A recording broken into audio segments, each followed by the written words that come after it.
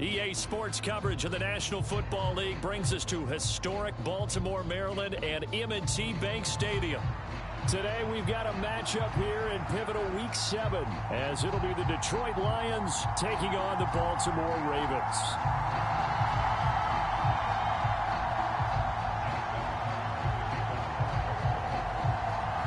Getting toward the halfway point of the NFL season, Week 7 is underway on EA Sports. And that one will bounce out of the back of the end zone, so we will start here at the 25.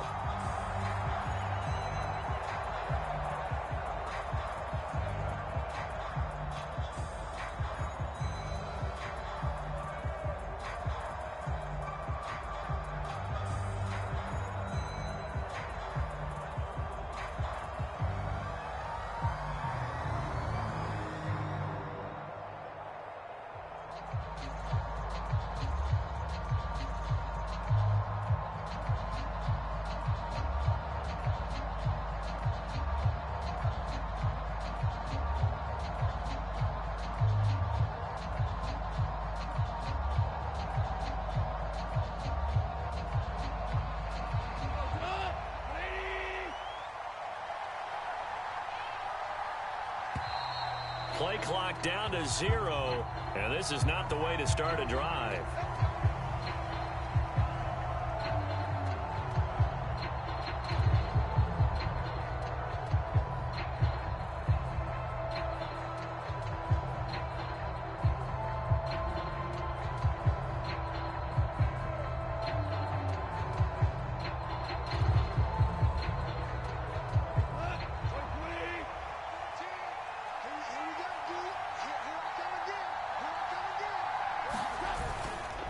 Straight ahead with Gibbs here. And they'll get him down after a pickup of 8, 2nd and 2. Well, this defense for the Ravens, they were terrific in the win over Tennessee a week ago. Yeah, and what stood out to me on tape, the way they were flying to the football. So that tells me that they've got all their assignments down, and they're playing with extreme confidence. They'll fake the handoff. Now Goff. Oh, his first throw of the game going to be intercepted. Picked up by Marcus Williams. And to the 43. So down inside the 45 to the 43-yard line. That's where they'll take over. Well, that is a quick lesson on how difficult this defense is to throw against. An interception on their initial drive of the ball game. Now we know why their offensive staff spent the entire week awake trying to prepare for this one, because you can't totally shy away from throwing the football, but at the same time you're looking at them and going, where are the weaknesses? How are we going to move it? One of the top defenses in the NFL for a reason. We just saw one example right there. Well, Charles, something we talked about last week, when you start believing whether you're in the midst of a special season or not. Well, now they're at 6-0. Are you still trying to tamp down the expectations in that locker room? Well, to me, it's less about tamping down expectations and much more about not getting ahead of yourself as a team. And look, they've got to play each game individually, right? Many teams talk about being 1-0 at the end of each and every game each week. To me, you've got to understand you cannot win the Super Bowl in October. Jackson now. To the right side, it's caught by Mitchell. And he's brought down, but following a pretty juke move that gives him the first down. A strong 8 yards will keep this drive rolling. The Ravens at 6-0. What a start to the season for them. And they have certainly got it rolling as of late. Winners of 6 in a row. And I think this is where, as a head coach, you show your team some trust. Instead of just talking about winning, the very next game. Jackson hit, and he lost the football. And this is scooped up by the Lions. There he goes, right side. And they will be set up now as he brings this thing all the way back inside the 20. So the turnover forced, and a wonderful job on a big return. And how about the convoy that got created to help him get all the way back upfield? I mean, that's the part that people miss on. That's practice. That's work done. It doesn't just happen in a game and everyone rallies. They discuss it prior to, and everyone knows their role when they create a turnover like that. So after the run for no gain, here's 2nd and 10. Another run for Gibbs here. And this time he won't even make it back to the line of scrimmage as they stop him in his tracks. 2 yards the loss, and now 3rd and 12. We'll see what they have drawn up here. A little bit behind the line. 12 yards needed to gain a first down. Throwing on 3rd. Goff. And that is incomplete. Yeah, offenses always try to be smart about when they're trying to dial up a screen to the running back, because they understand you can only go to the well so many times in a game without the defense starting to anticipate the call.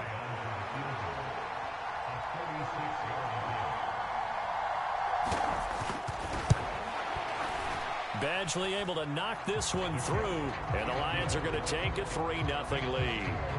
So the fumble recovery had them set up in ideal field position, but they can muster only 3 points out of it. Yeah, when you're able to force turnovers, especially when it results in field position like they had, you really want to make it hurt. Here, they take the field goal. That's definitely not what they were hoping for. The kickoff unit is out on the field, and they will send this one away. From a yard or 2 deep, here comes a return. And the decision to come out of the end zone is going to cost him 5 yards as he's taken down right at the 20.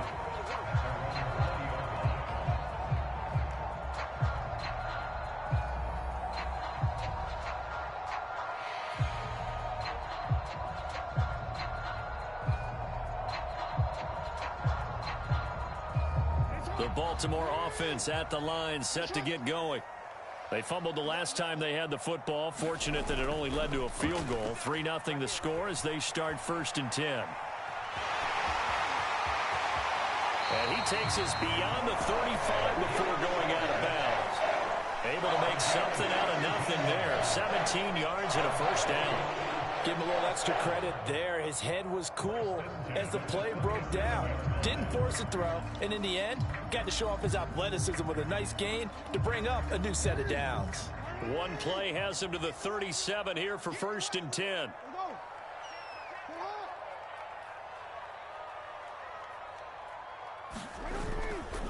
Running left, here's Mitchell. This will be stopped about 2 yards shy of the marker. 8-yard gain, 2nd and 2. The success there, Charles, coming on the outside of the field, the ground game. Curious to see if that continues as we progress. Yeah, we often talk about a variety in play calling and usually between run and pass. But in this case, with strictly the run game, you can be creative there as well. Run it inside, run it outside, keep the defense off balance. Now a pass hauled in downfield. That goes for a gain of 31. There's no doubt in my mind that not many guys in this league have had the impact that he's had here in the first half of the season. He's been a big play guy from the word go and continues to be one with another one right there. Now Jackson on 1st down. Eluding the pressure right. And that is caught on the right sideline, but out of bounds, says the line judge. The throw took him a little too far at 2nd down. Well, a momentary speed bump there with that throw, partner. The defense had other ideas, and they're trying to mount a small stand before this drive reaches the end zone. An incomplete pass leads to 2nd and 10 from the 25. They go play action with Jackson. They'll roll him out right. Throw caught by Flowers. And he's going to be taken down right at the 10-yard line. So not quite a 1st and goal. It's 1st and 10 from the 10. Play action. It's Jackson. He'll buy some time right. And he just throws this one away. Smart decision here this close to the end zone, and it brings up 2nd down. And here you're down in the red zone. You need to be smart, not force anything. So that's a wise decision to just get rid of the football. So after the incompletion on 1st, now 2nd and 10. To throw again is Jackson. Being chased out left. Got his man complete over the middle. That's Mitchell. And he gets halfway home from the 10 to the 5 on a pickup of 5.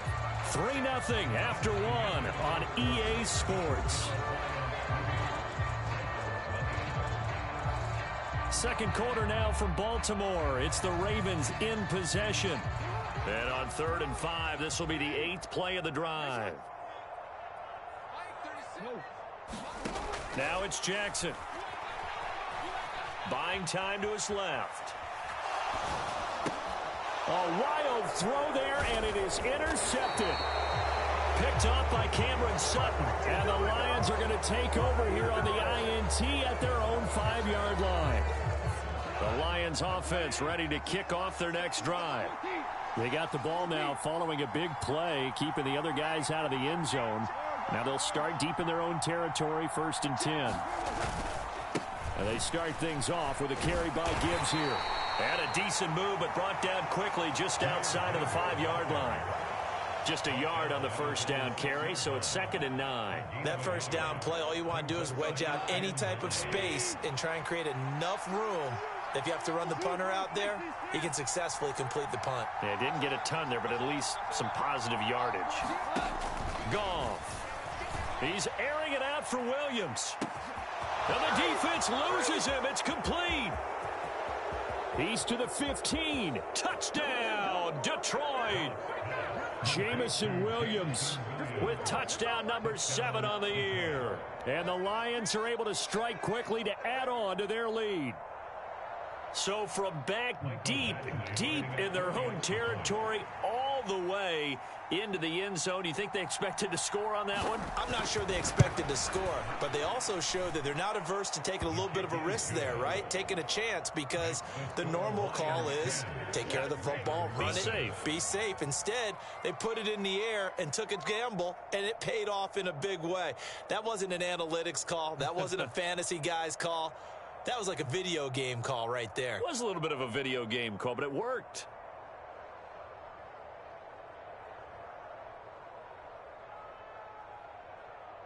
Jack Fox to kick off for the Lions.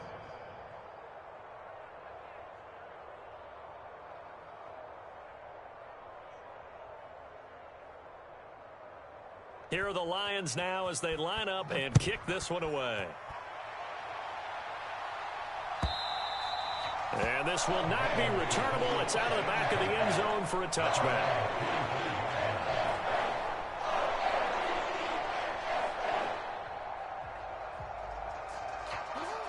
The Raven offense set at the line for this next drive.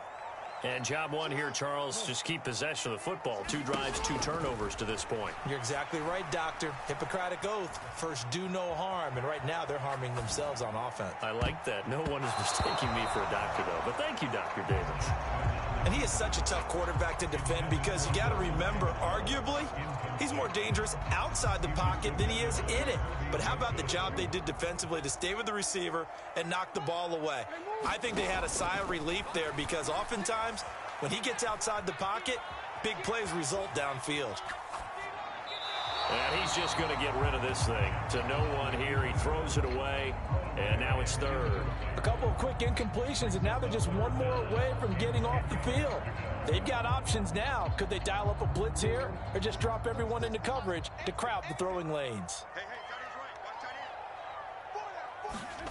On 3rd down, Jackson escaping the pressure right. Oh, and his early struggles continue. Here's another one intercepted. It's Bubba Bolden who picks it. And he's going to take this one back to the 37-yard line. He got outside the pocket there trying to improvise, and he was calling for the ball downfield, but still the interception. I think what happened, he did call for the ball thinking that he was open, but I think the quarterback spotted him too late. And that margin that he had on the defenders, that got eaten up, and they came up with the interception. On 1st and 10, here's Gibbs. And the result here, a pickup of 8. Leaves him with 2 to go on 2nd down.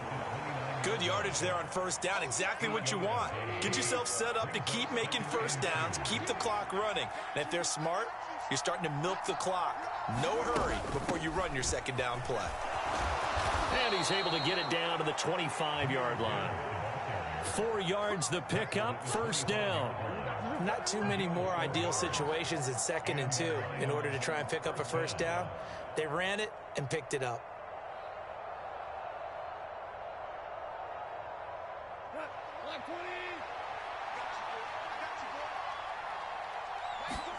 Now Goff on first down.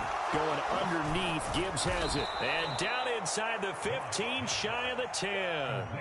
First down Lions on a pickup of 13. And this is why trying to cover the angle route is so difficult. Anyone playing the linebacker position, when they see a running back out of the backfield widen because he heads towards the flat first, oftentimes you widen too much and overcommit. He cuts up inside, and that's what we saw there. A nice pickup for a first down. 3 yards on the pickup there, and it'll be second down. Just not a whole lot of room to operate there on that carry. No, not at all. They did a really nice job staying in their proper places and not allowing any lanes to open up.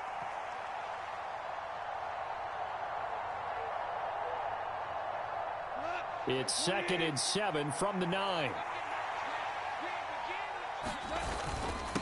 Gibbs straight ahead. Only about a yard there as he takes it from the 9 to the 8. Now the Ravens going to use one of their timeouts. They'll have 2 remaining as we step aside here in this second quarter.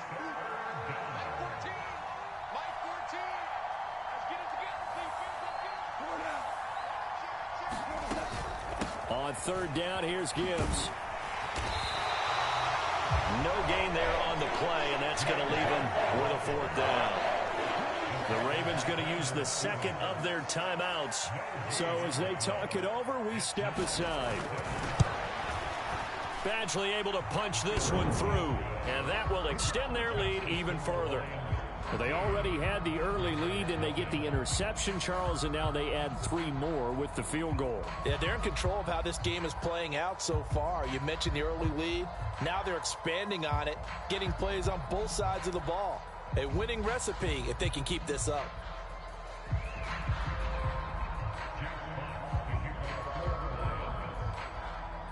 The kickoff team on the field now as they will send this one away.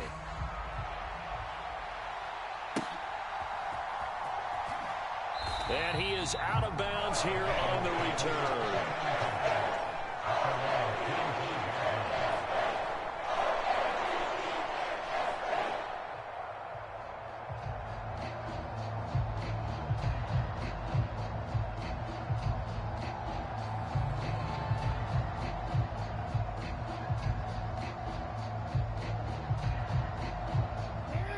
The Baltimore offense at the line set to get going. They are looking to make a bit of a 180. They are sputtering right now. And frankly, I think it's time to call your playmakers together and say, all right, guys, we're going to lean on you through this patch. We need you to get us back on track and get us going in the right direction. So you're calling plays geared to them. Not necessarily when you look at your plays, oh, this hurts the defense. I want the ball in the hands of X, Y, and Z and see if we can move forward. So don't get too cute. Go to the playmakers. One play has him up past the 40 already, and another 1st and 10. That one into the hands of Flowers. 2 minutes remaining in this first half of football.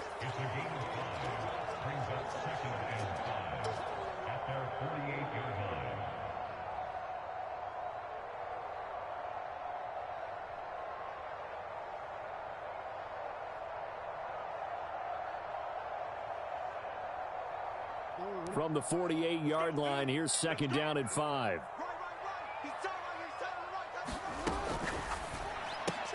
A quick throw complete out to Beckham. 5 yards on first down, but now just a 1-yard pickup there on second. And Jackson throwing once more.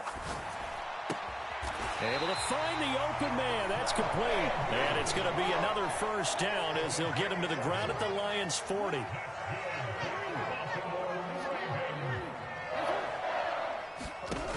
Now it's Jackson. He'll dump that one off to Mitchell. And give him 6 yards here as he stopped near the 35 at the 34. On 2nd down, Jackson. Forced out to his left. Oh, for the 3rd time, Jackson going to be intercepted. Picked by Emmanuel Mosley. And the Lions are going to take possession as they've got it at the 42-yard line. A nightmare of a first half for them. That's now 3 interceptions. But, Charles, with his talent, if anyone can shake this off and right the ship, it's him. I agree. Taking it right down Broadway. The Lions will use the first of their timeouts as they'll stop it with just over 40 seconds to go in the first half.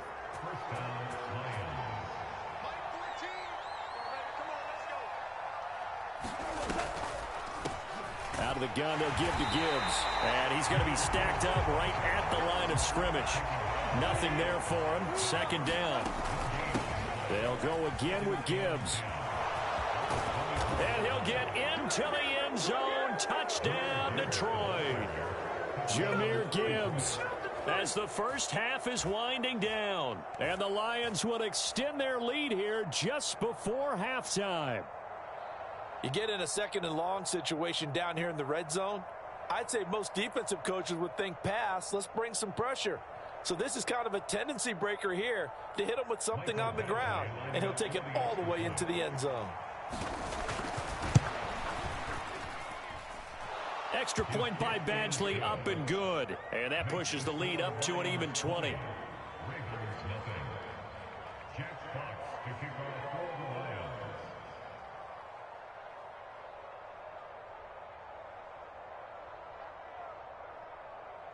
So not much time to speak of remaining in this first half as the kick's away.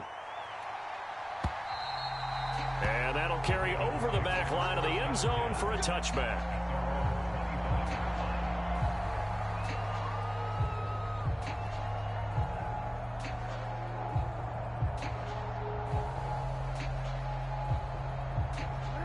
The Raven offense set at the line for this next drive. And with time quickly fading here in the second quarter, not sure how aggressively, offensively they want to play this. I think we'll find out just how much they trust their guys in this situation if they decide to take a shot. And he just gets rid of it, throws it away. A wise move there, looked like nobody open, now second down.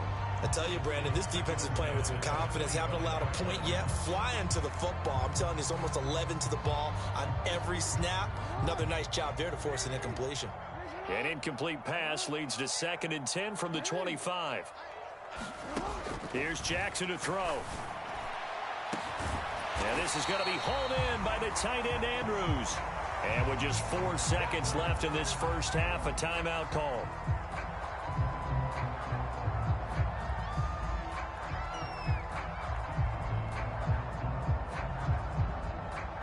So with 4 seconds to go in the half, here's the field goal unit onto the field. This will approach NFL record territory. It's a 62-yard attempt. Tucker's kick is good, and that will do it for this first half. So we've hit intermission. It's halftime. This is the NFL, and it's a presentation of EA Sports. Okay, Coach, thanks as always to you and the gang in Orlando as we welcome everyone back in for quarter number 3. The Ravens set to receive the football, trailing here as we resume action in the third quarter. And this will be a touchback as that sails over the end line.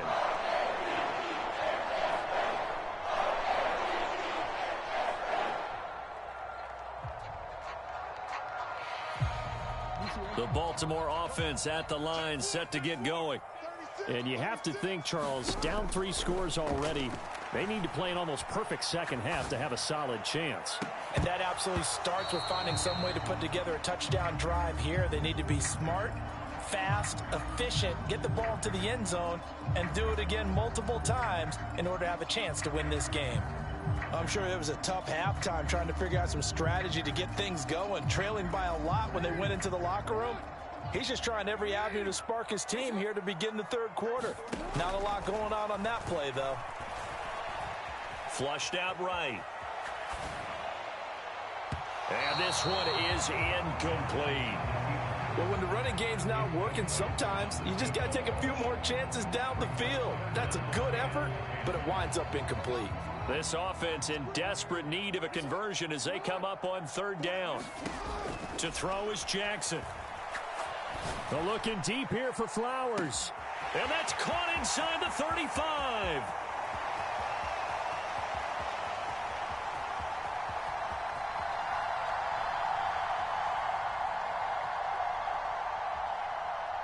And all the way in for a Ravens touchdown. Zay Flowers, 75 yards. And the Ravens come right out of the locker room and score here in the opening minute of the third quarter.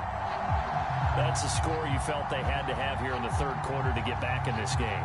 And you know that there was an emphasis on their side. Hey, we know this. We know where we are. But sometimes... Oh, they flip it to the kicker. He looks like he's going to throw it. It's caught at the 5. And he's across for 2 points. Boy, a gutsy call right there, but the fake works. And they get the 2 instead of 1. Tucker now to kick it away following the touchdown.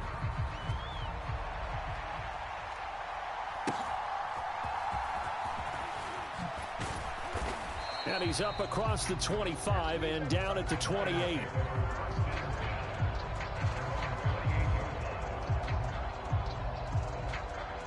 The Detroit offense ready to begin their drive. And they were terrific in the first half, built up a sizable lead, and it's just been cut into a bit following the opening drive score on the other side. But this is a unit that has to be itching to get the football again. You can say that again. They've got to be pretty eager because, let's face it, they've had to sit through halftime, then sit on the sidelines and watch that drive. So you can bet that they're saying, let's get on with this. We got to go out there and get some more points. So the big play gets him across midfield now for 1st and 10. Here's Goff. Right side to Williams. And he's going to get this inside the 30. 15 more yards there, and quickly another 1st down. And now we get into the psychology of the whole thing, because a lot of teams with a 2-score lead in the third quarter, they almost become defensive with their offense, just playing not to lose. I think with this team, you got to figure at this point, this is a great... Into heavy traffic, and it's intercepted. Picked up by Marcus Williams. And the Ravens are going to get the football here at their own 23. So a potential momentum shifter there, working with a 2-score lead, third quarter, but that... not the smartest of throws. I would agree with you on that one, because this game is still very much in the balance. It felt pretty one-sided to this point, but now, if these guys can turn this turnover into points, things could start getting a little more interesting. And he takes us beyond the 35 before going out of bounds.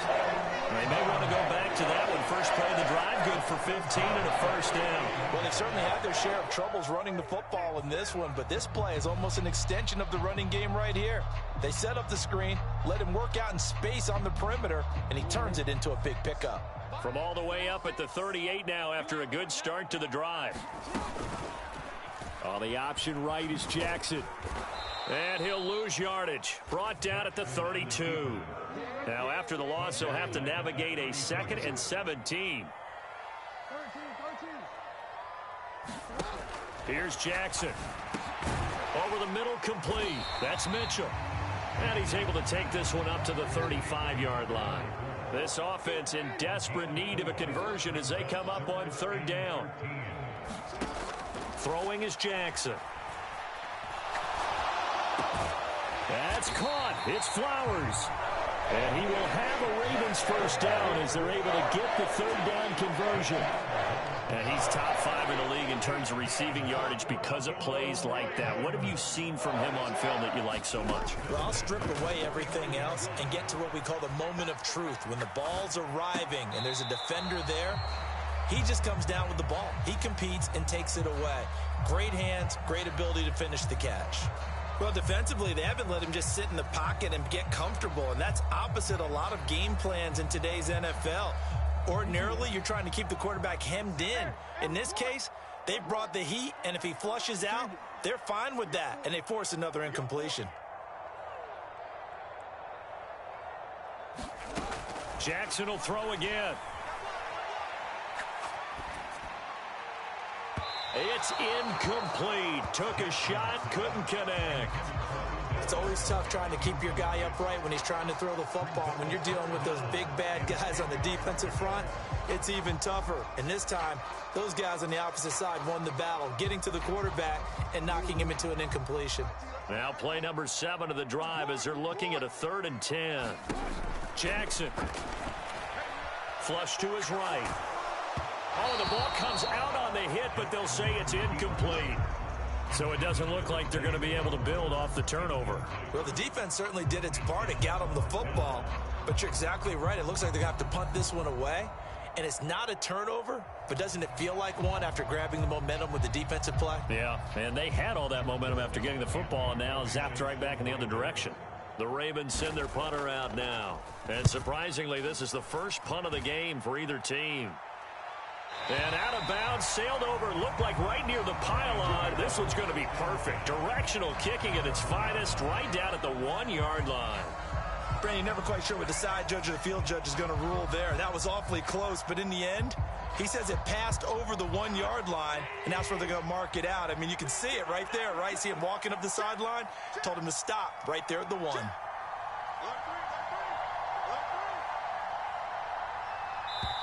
Now whistles come in. We're going to get a timeout here by the offense. It's just their first, so 2 remaining as they burn one here in this third quarter.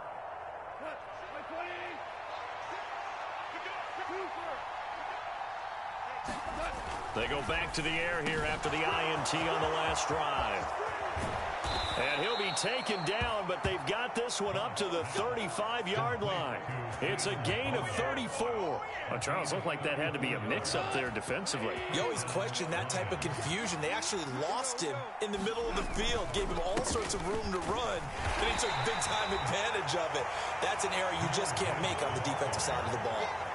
Jadeveon Clowney there on the stop. This a 2nd and 7 from the 37. Here's Goff. He's got it complete to Gibbs. And he slips up past the 45 before being tackled. Under a minute to go in this third quarter as they come up 1st and 10. This out quickly to Williams. They'll wind up getting 7 on the play, and it's 2nd down. A 7-yard pickup. Brings up 2nd and 3 at the 35-yard line. 14's the mic. 14's the mic. Here we go. D. All day. Defense. All day. From the gun, Gibbs will get it. And able to push forward for right around 3 yards down to the 42.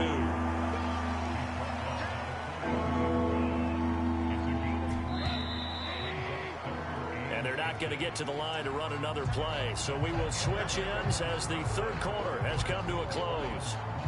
We'll return with more after this. You're watching the NFL on EA Sports.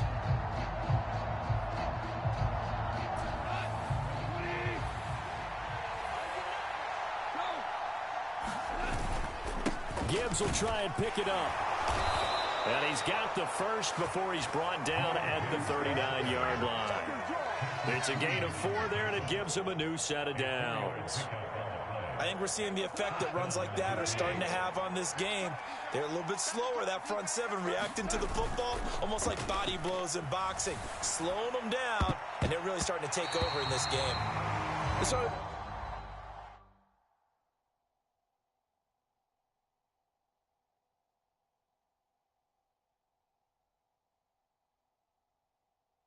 Looks like they still have some fight in them on this series because it seemed like things were headed for the red zone.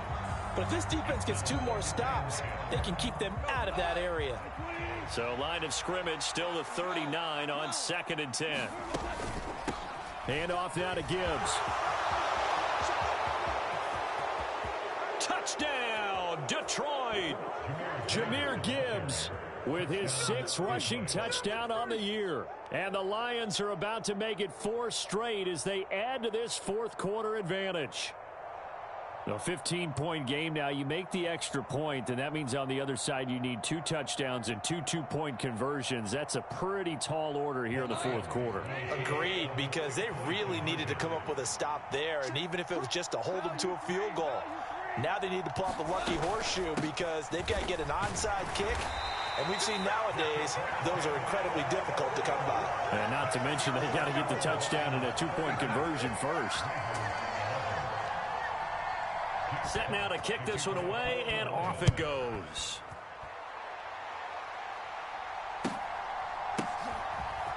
And here comes a return from just beyond the goal line.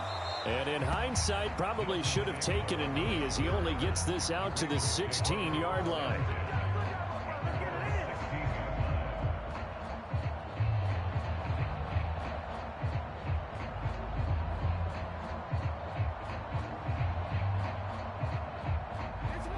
The Raven offense set at the line for this next drive.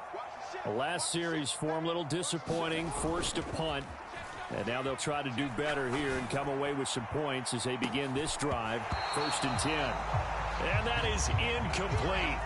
Took a shot there on 1st down, but he couldn't reel it in. Give it big credit for his coverage right there, because when he saw the route break deep, he stayed in position to prevent a completion while avoiding any risk of a flag. On 2nd down, here's Mitchell. And he is going to lose yardage here. It'll go as a loss of a yard, so now they deal with 3rd and 11. I think this offense, specifically this running game, they're going to have to find a way to turn the page because they haven't found a way to run it effectively thus far, and it's cost them. This offense so far on 3rd down, they've hit 4 of 7. This is 3rd and 11. Play action. Now Jackson dancing to his left. A throw on the run, but that's going to be incomplete. Oh, this defense knows. 4th quarter, they need to make a play. That one was ripe for the taking. Could have changed the complexion of the ball game, but it winds up incomplete. All right, they're going to try and keep hope alive here on 4th down. They're going for it. Here we go. It's Jackson on 4th down. And it's incomplete. They cannot convert, and they turn it over. John Harbaugh not afraid to go for it this time. Doesn't work out. And now the football's going to go over, already being placed at the 15-yard line. On the give, here's Gibbs. And able to get him down, but he does reach the 5. 134 yards rushing for him so far as his terrific season continues here. They'll run with Gibbs. And maybe a measure of revenge there. He's had his way in this one, but this time they get him behind the line. Now from the 9, here's 2nd and goal. To throw is Goff. And that is caught. Touchdown, Detroit. Amon-Ra St. Brown. His first touchdown on the year. And the Lions have pretty well put it away here in the 4th quarter. Extra point by Badgley, up and good. And the lead opens up now to 22 points.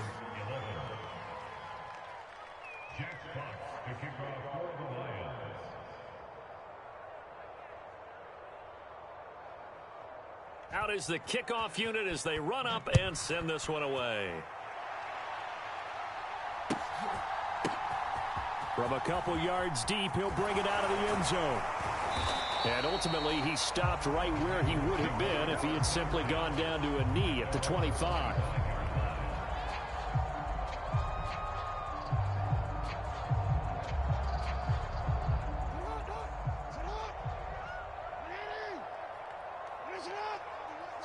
And they take a knee.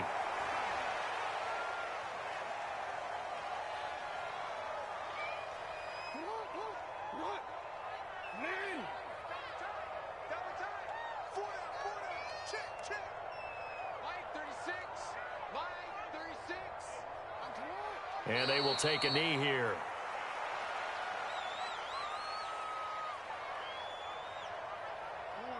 Just 2 minutes remaining here in the 4th quarter of what has been a one-sided affair.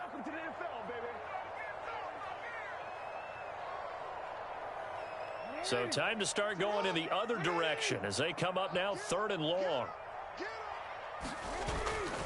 Off the play fake. Here's Jackson. Eluding the pressure right. Jackson hit, and he lost the football. And this is scooped up by the Lions. And with that kind of a deficit, you can't afford to make any kind of mistakes. But it's been pretty symptomatic of what we've seen all game with them, isn't it? Down this big in the 4th quarter. Yeah, you'd say an afternoon to forget, absolutely.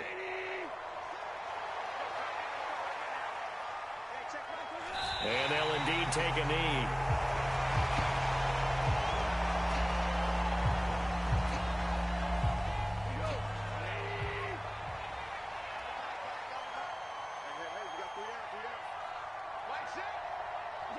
And they take a knee.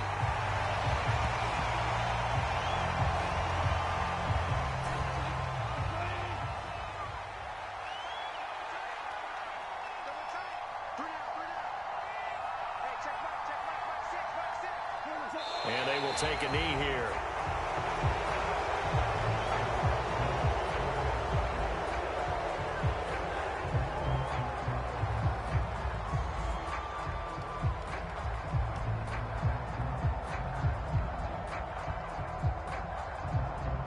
Goff and his guys not coming off the field. They're going for this.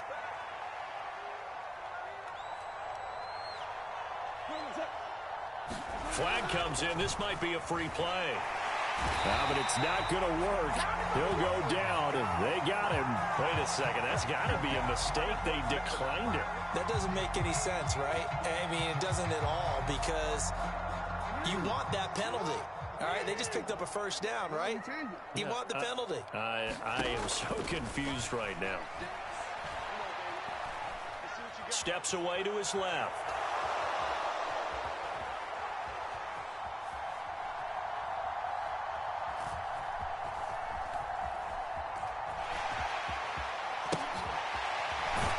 And he is tackled inside the 40, not quite to the 35.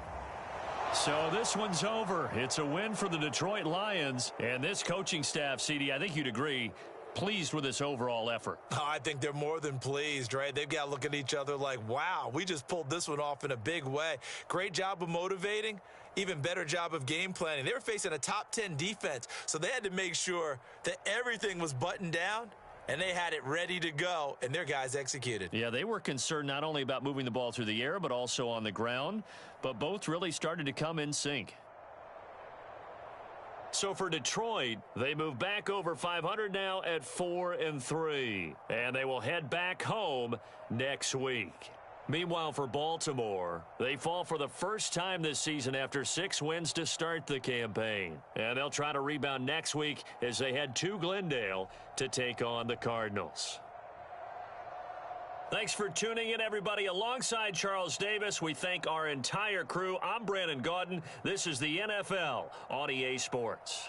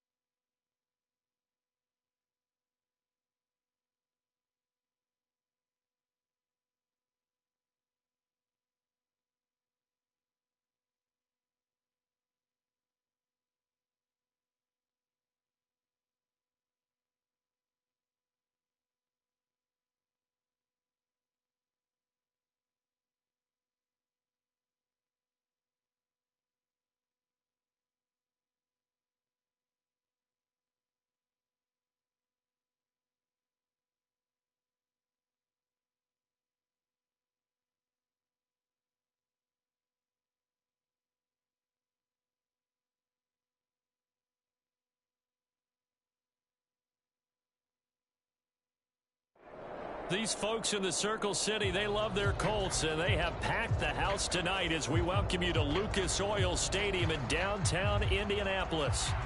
Tonight, we start Week 11 of the NFL season with a good one on tap, as it'll be the Chicago Bears taking on the Indianapolis Colts.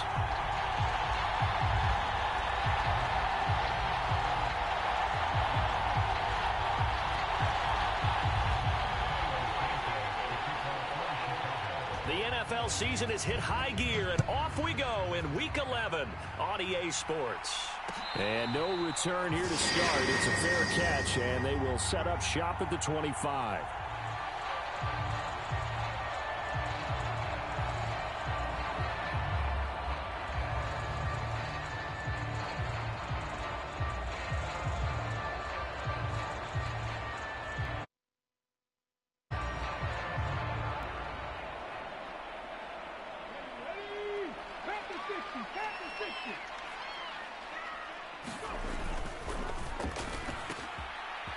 Here's a quick throw left side to start things out. And they work this well upfield across the 45.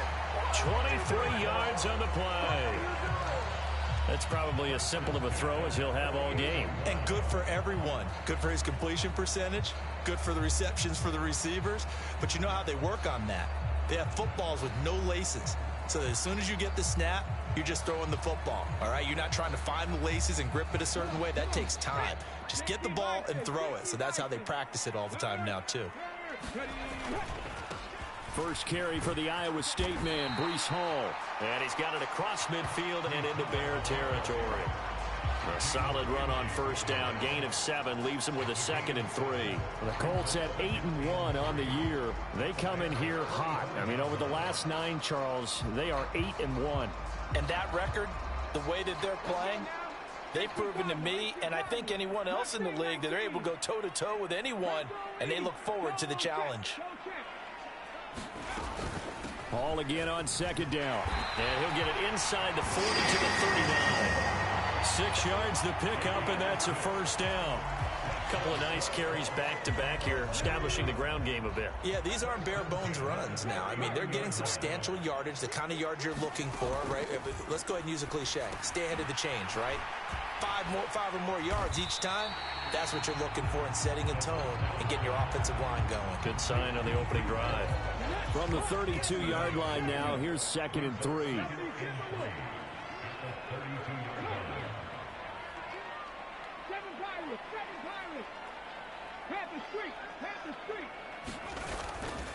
On 2nd down, a run with Hall. And tackled down after a gain of 3. Leaves him with 1 yard to go on 3rd down. You look at this Bears defense. They were very good a week ago in the win over Minnesota. One thing you always look for when you're evaluating a defense, how opportunistic are they? How many takeaways do they get?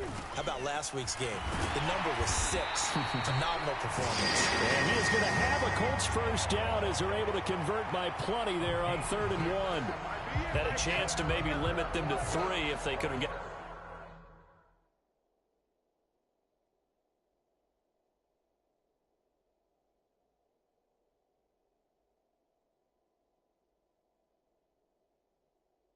that stop there, but a new set of downs. And with a new set of downs, you got to take the mentality of the whole thing. Right now, everyone's looking at the offense and saying they've got the advantage. The best defenses just say, okay, new set of downs gives us another chance to make a play ourselves and maybe change things up. Downs going in motion right. Here's a fake on the jet sweep, and instead a give up the middle. And they'll bring him down at the 18-yard line. 5 yards on the carry. Good pickup on first down. Now 2nd and 5.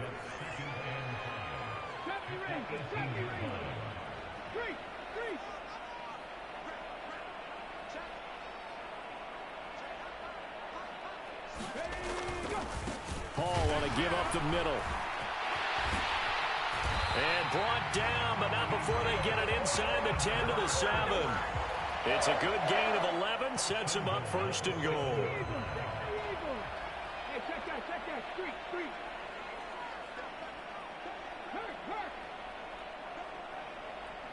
And they're going to motion Dotson to the left.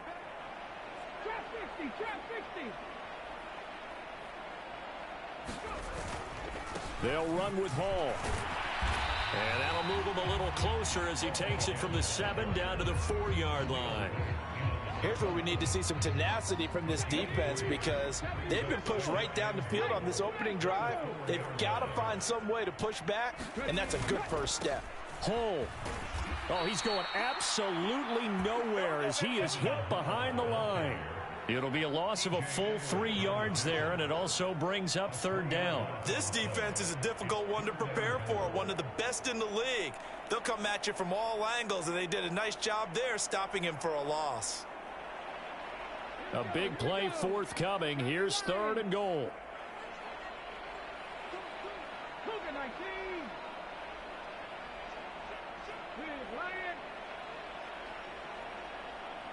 Dotson in motion right.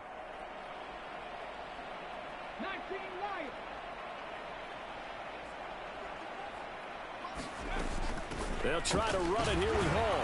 And a nice job to break free of 1 tackle, but it slowed his momentum somewhat, and he's taken down right after. Matt Gay now gets ready for the field goal try. From the left hash, a chip shot here. And Gay knocks this one through. So a long drive gets him down inside the 5, but ultimately they settle for just the field goal. And I have to think that if maybe they were a yard closer, that would have made their decision tougher, and I think they likely would have gone for it. But in this situation, they just decided to take the 3, and I think it was a smart move. After the made field goal, Gay back out there to kick it off. He will return this from deep in the end zone. And he'll be dropped at the 21-yard line, so bringing it out of the end zone proves not a good decision, loses him about 4 yards.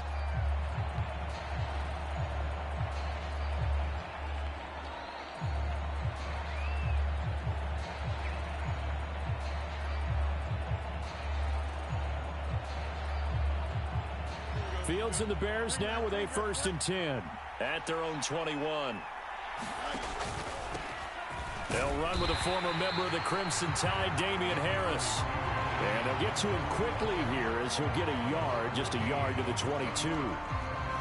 Well, this defense for the Colts, they really played well a week ago in that win over the Jets. And I'm eager to see the game plan and try to attack them this week because when you take it away 4 times through interceptions, what do you do now when you go into a game?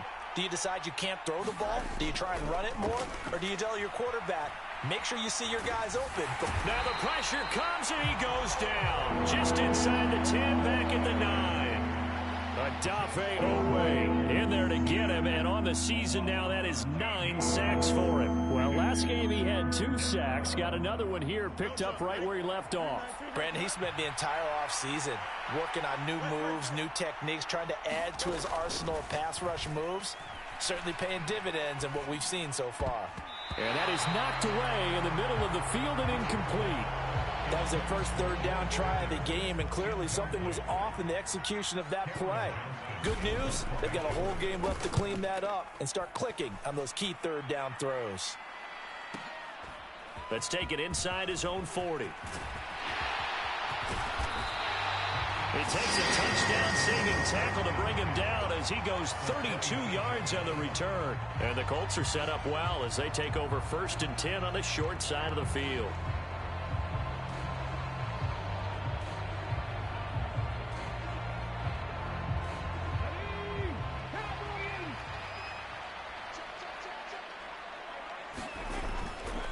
They go play action here on 1st down. Rolling to his right.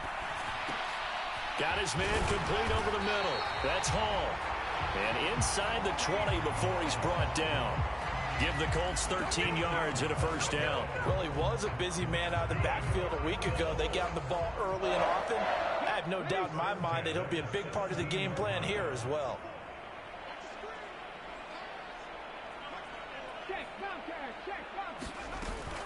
On 1st and 10, it's Hall. And he'll get 4 there, down to about the 12-yard line.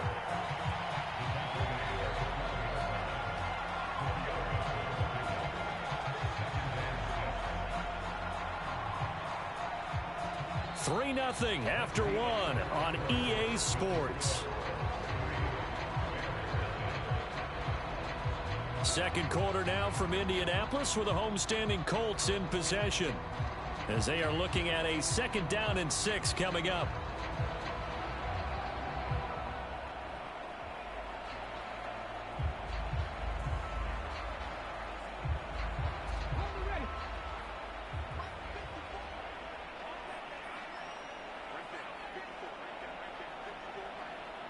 Now they're going to motion Dotson to the left.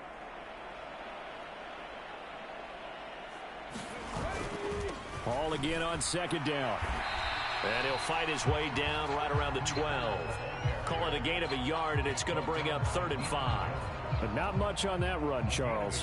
No, that's exactly the way to execute a run blitz there. They guessed correctly that they would move the ball on the ground, honed in on it, and stopped them. Mark that down for a win in the defense's column. Here's a play fake as they set up to throw. Being chased out left. Oh, that's going to hurt a bit because they needed to come through with a completion there. Now a drive that started with great field position is facing 4th down.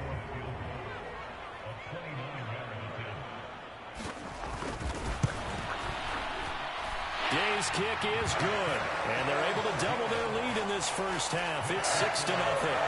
So scores on their first 2 possessions, but 6-0, so field goals probably not what they were hoping for. Man, you're exactly right about that. Not what they were hoping for, but they should be happy that they have points on the board. It almost feels like that old slow and steady wins the race, doesn't it? In this case, though, they want to be slow and steady now, but get explosive later and put the points up on the board.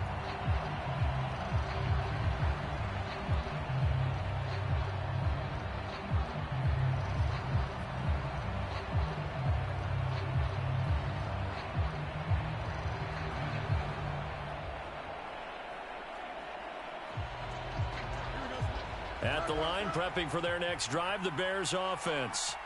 As mentioned, this one of the hottest teams in the NFL, riding that winning streak into this one, but now playing here on Thursday night. Do you think that this helps or hurts their momentum? Well, ordinarily, I'd say it hurts the momentum because now you get that short week. But when a team's playing as well as they are, it actually allows them to down focus and only worry about themselves and less about their opponent. So when you're playing well, you just worry about the things you're doing well and let the opponent deal with that. Well, he tries to force it in, and it's intercepted. And he will bring it back. An interception return for a Colts TD. A big play there by the rookie. An interception followed by the return for 6 points. If you want to be accepted by your teammates and coaching staff, make plays like that. The defense more than did its job. Now the offense is summoned onto the field as they'll go for 2.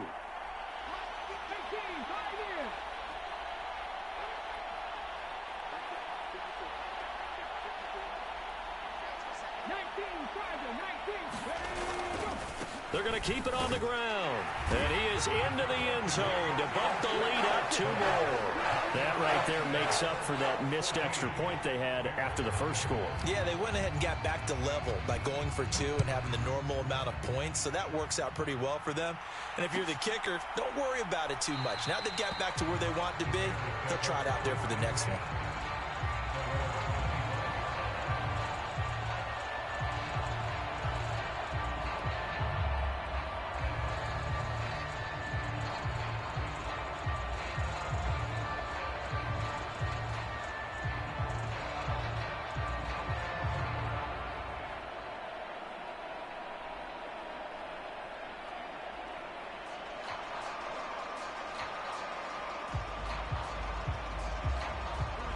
The Bears offense ready to go for their next drive.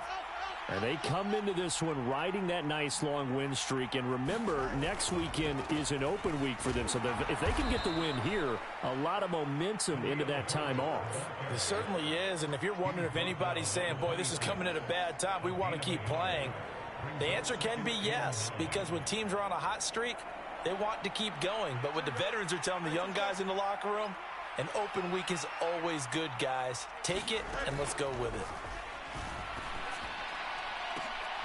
Oh, everything falling apart now. Another one intercepted. And the Colts are going to take possession here at their own 47-yard line. And that now 2 interceptions thrown in the second quarter. And you know, a lot of people look at these guys and they think to themselves that maybe, possibly, they're still thinking about the first one. And now a diving effort right sideline. He's got it. Solid way to start the drive. 13 yards, picking up the first.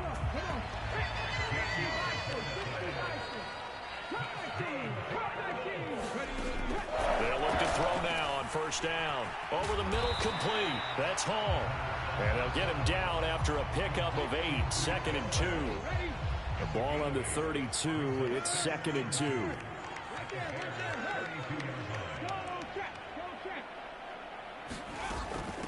Out of the gun, they run it with Hall. And he works it to the 30-yard line here, right at the 30. 2 yards, good enough for a first. But we always talk about good down and distance, allowing offenses to expand their playbook. Well, 2nd and 2, that means your playbook's wide open. You can run just about anything. A lot of times, the play caller, he just looks down at his sheet, sees the short yardage runs, and goes to one of those. And he's able to get it to the edge of the red zone at the 20-yard line.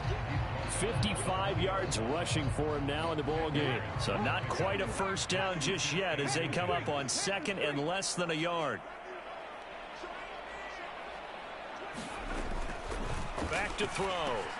They'll set up the screen for Hall. And he'll go down here at the 12-yard line. That one a first down pickup of 8.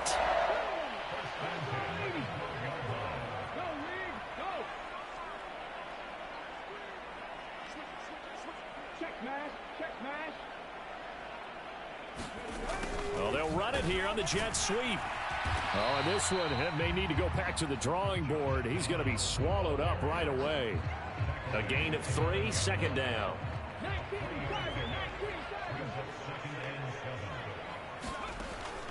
He'll look to throw. And that falls to the ground, incomplete.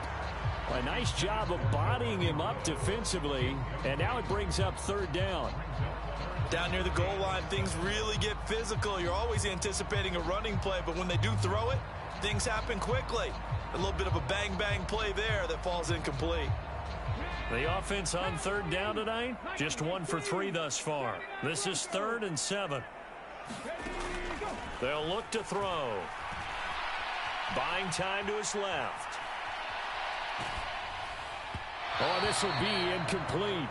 The rush gets home just as he was letting that go. That could have been worse. Instead, it's 4th down. And Gay knocks this one through, and that will extend their lead even further. So the defense able to force the interception, and the offense working their way into field goal range and able to get 3 out of it. Yeah, and give them credit for that. They took the ball, maneuvered it downfield, and while they couldn't get exactly what they wanted, which was a touchdown, they did get 3 points out of it, so they paid off what the defense gave them. Both sides will be thrilled with that. And there will not be a return here. It's a touchback, and it'll come out to the 25-yard line.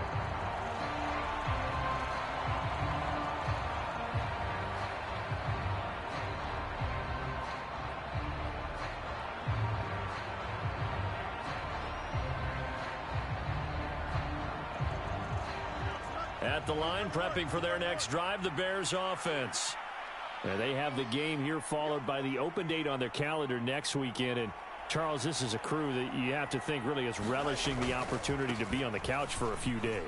Yeah, they certainly are, but let's face it, partner. They can't get caught looking ahead to that couch time while they're playing this one. They've got to take care of business first.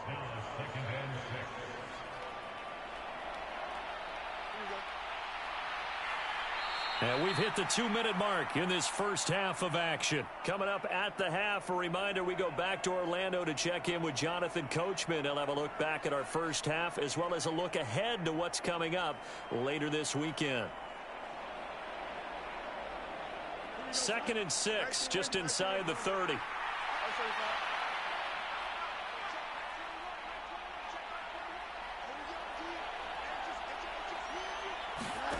To throw is Fields.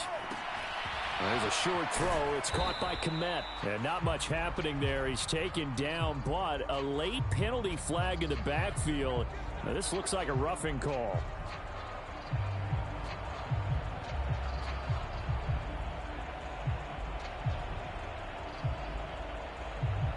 So the yellow flag came out, and that leads to a new set of downs for this offense. 1st and 10.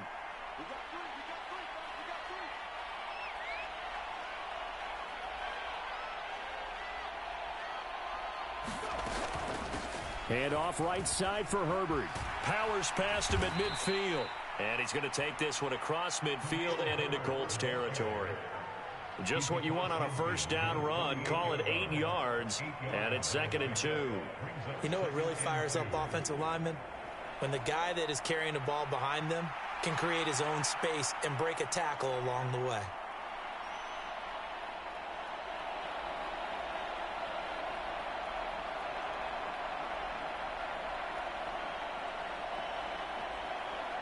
Now a 2nd and 2.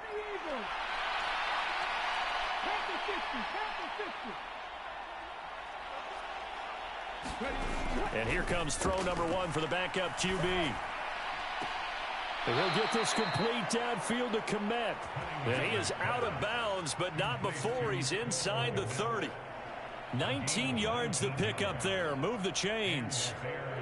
Well, these guys have definitely been outplayed in the 1st half. I like their countenance. I like the way that they haven't panicked out there, the way they're carrying themselves. They're starting to move the ball, and what you have to do, maintain your poise and start to put together some drives.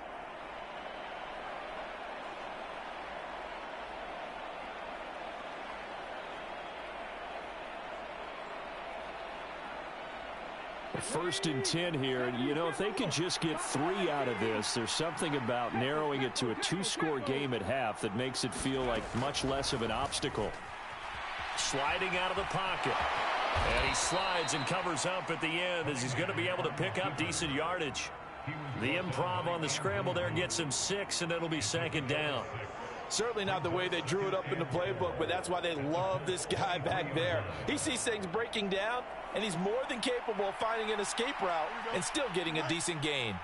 2nd down and 4.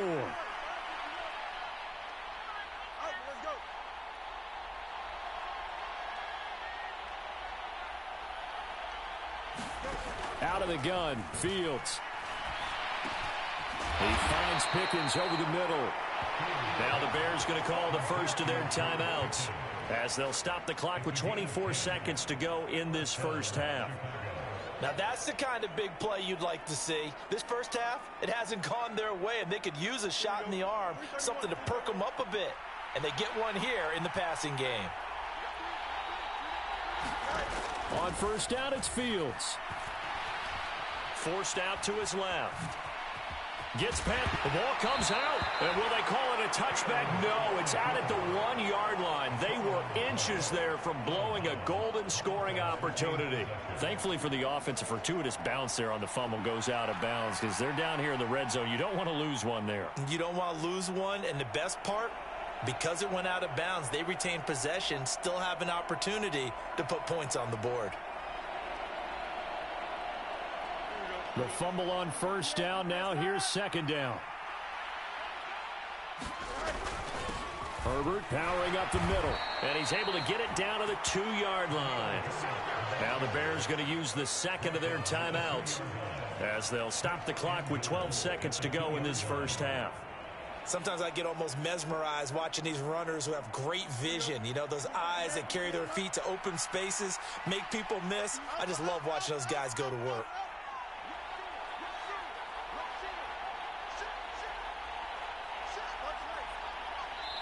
The Colts going to use the first of their timeouts. So as they talk it over, we step aside.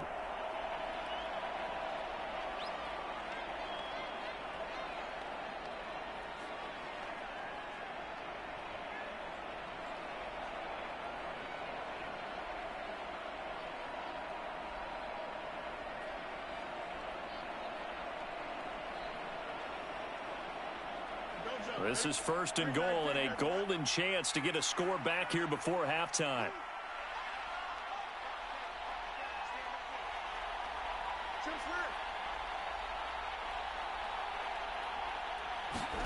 Ran it last time. Now Fields to throw.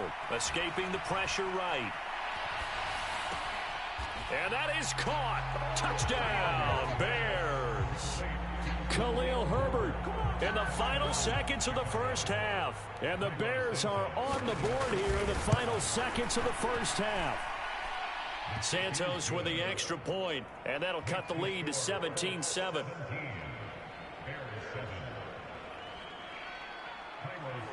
So time enough for a kickoff here. 5 seconds remaining in this first half.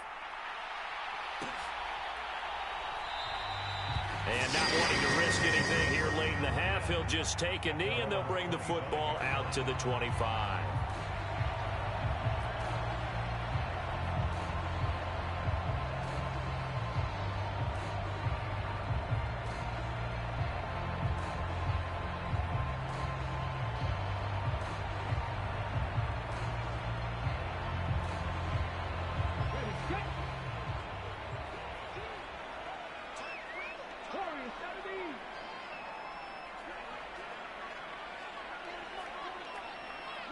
And this offense going to elect to burn a timeout with 5 seconds remaining in quarter number 2.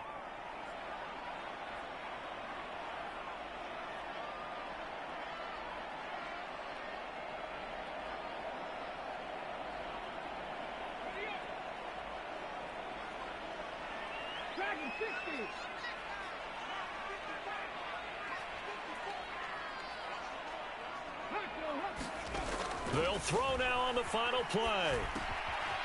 This taken in by Downs. And they're able to get this one across the 35. First half in the books. You're watching the NFL on EA Sports. Welcome back. Charles and I settled into the booth, ready for quarter number 3.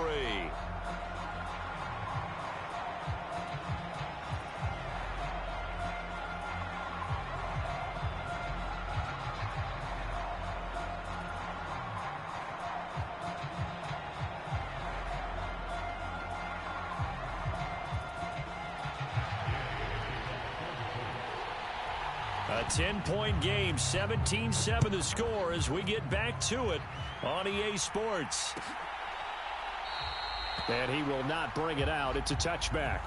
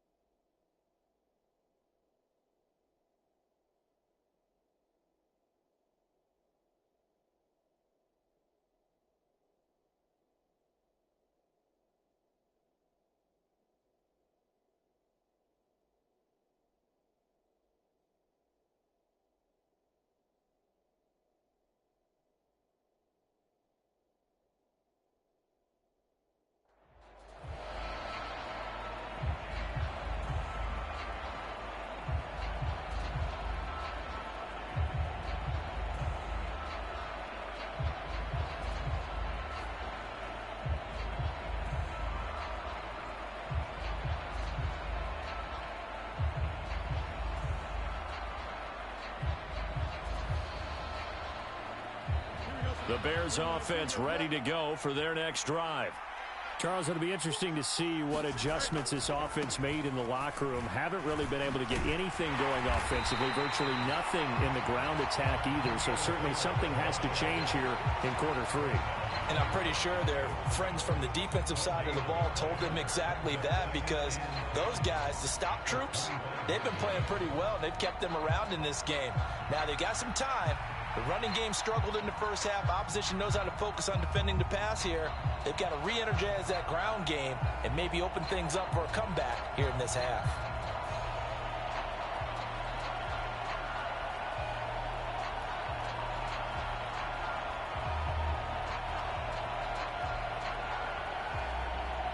Well, they had the run for no gain. Now they'll try again from the 25 on 2nd and 10. Back to throw. Fields. Flushed out right. That complete. It's Tyler Scott with it. And he'll be taken down right away up near midfield at the 47. Last play, they got stuffed at the line. Different story here, over 20 yards.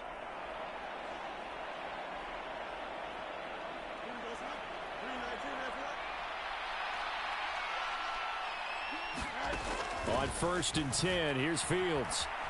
Flush to his right. Nothing open downfield, so he'll throw it away.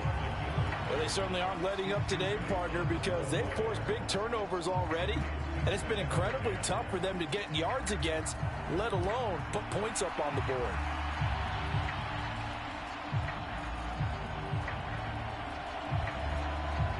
Second and 10.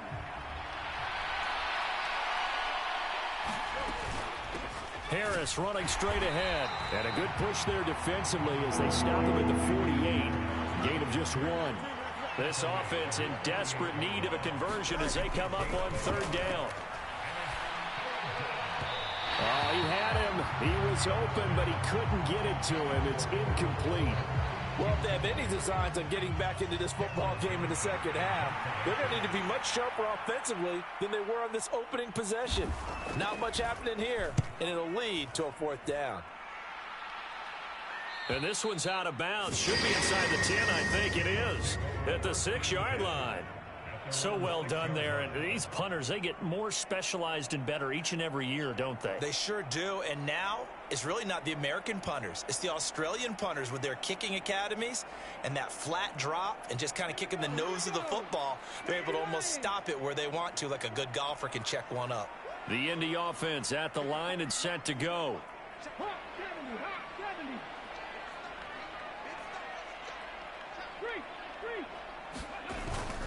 Now Hall to start the drive. And he's up past the 10 to about the 12. Javon Kinlaw, the big D tackle there to bring him down. Here's a 2nd and 5. Now back to throw. He's going to float this one deep right side. Oh, and a bad throw there. It's intercepted. Picked up by Jalen Ramsey. And he'll take it across midfield and down to the 48-yard line. Well, it's not the first time we've seen him give one up here during his rookie season. And in this case, zone coverage forced the mistake. He's made some strides week to week in how he's handling the different type of coverages that he's seeing. But clearly, there's some growing still to do. Fields on 1st down. And he takes a shot on the release as this will be incomplete. That incompletion certainly slows things down a little bit and brings up a very important call for 2nd and long. What do? Run and try and get some yardage and make it 3rd manageable? Or challenge the coverage again, hoping for a bigger gain? Now a 2nd and 10. Fields. Eluding the pressure right. And he is tackled inside the 40, not quite to the 35. Fields, we know he has the good mobility. He flashes it there as he scrambles for the 1st down. He certainly isn't looking at the scoreboard out there because, to me, all he's concerned about is analyzing the field and making most of the time left in this game. Deficit's still there, but he's starting to hit them with some big plays. And he gets it down to the 32. Give him 5 on the carry there, and it'll be 2nd down. Running lanes were at a premium in the first half, but he's able to find some room there, and he's hoping that that's a precursor of a big second half.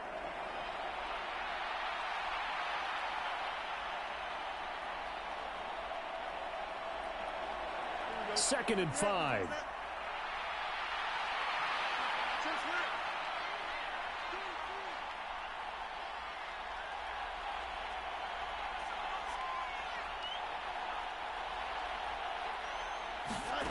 Here's Fields. Here's one deep for Pickens. Got his man, and it's caught for a Chicago touchdown. George Pickens with touchdown number 7 on the year. And the Bears have got it back to within a score. Well, on that connection, it looked like they maybe had some pre-play communication. Maybe one of them noticed an area that was open in the defense to get the pass to. When you put the time in, sometimes you have that great silent communication that you just noticed right there, because the best quarterback-receiver combos in the NFL, they know how to make those adjustments at the line of scrimmage when they see something pre-play, and they got it done there.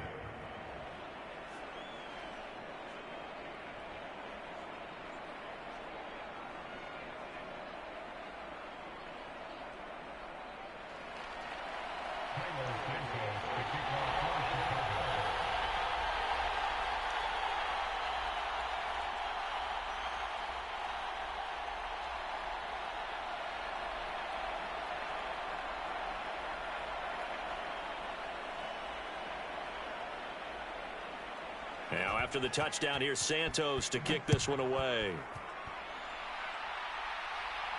And he'll elect not to run with it. And a fair catch on the kickoff will move the ball to the 25.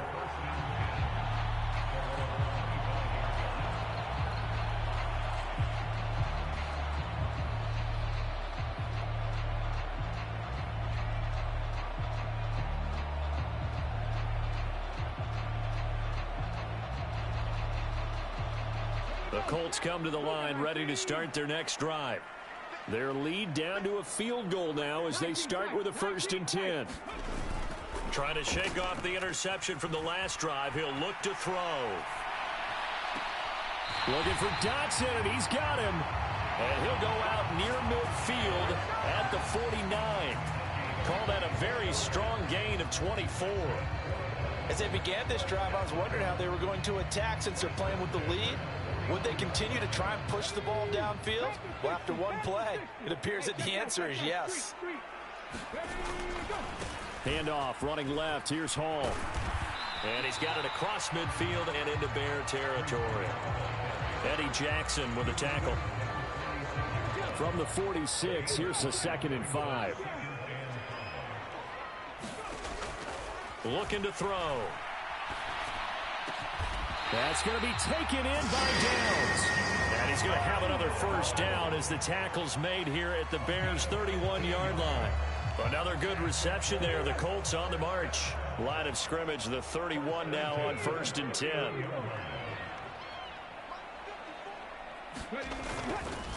A give, running right is Hall. And he's got it down to the 28.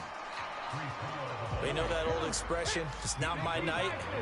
It hasn't been his so far. I don't know if the legs are a little bit heavy. Sometimes having to hang out all day and play doesn't exactly play to your advantage, but it's been a tough go for him.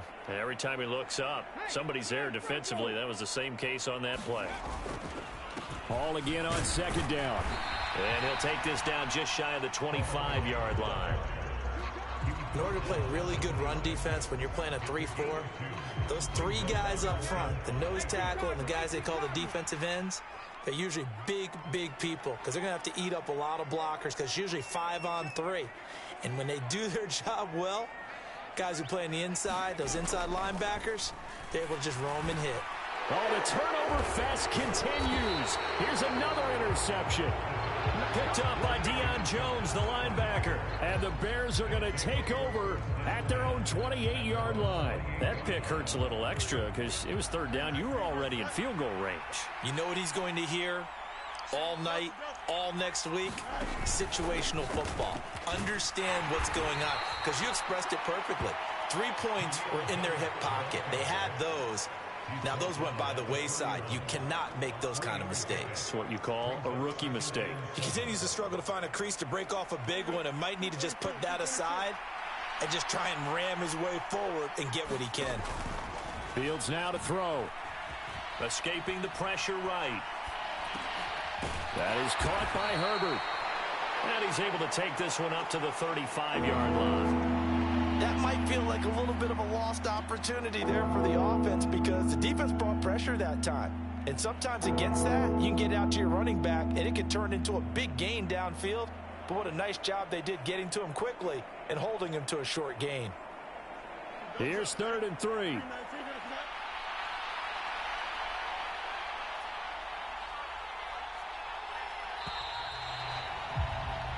One quarter remains here in this Thursday night matchup. We'll return with more after this. This is the NFL, and it's on EA Sports.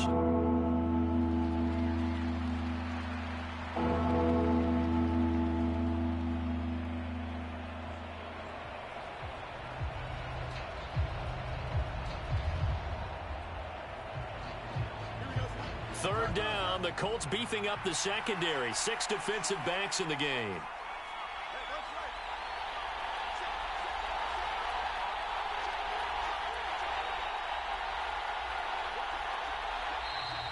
And we've got movement. I think this is against the Bears here. Let's find out. The crowd's not doing that O-line any favors. Home field advantage is really kicking in, making it very difficult for them to hear the snap count.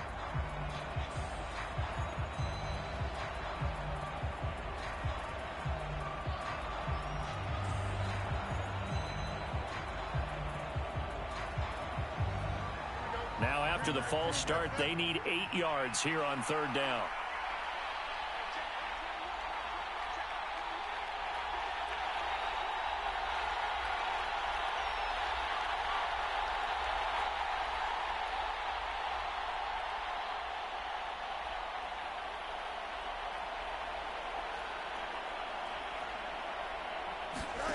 Now it's Fields. And this is caught. He hits more. And he will have the Bears first down as they're able to get the third down conversion. And here we are in the fourth quarter, partner, and watch them drive for what would be a go-ahead touchdown. And you and I both know this is where you need a quarterback who can keep his cool back there.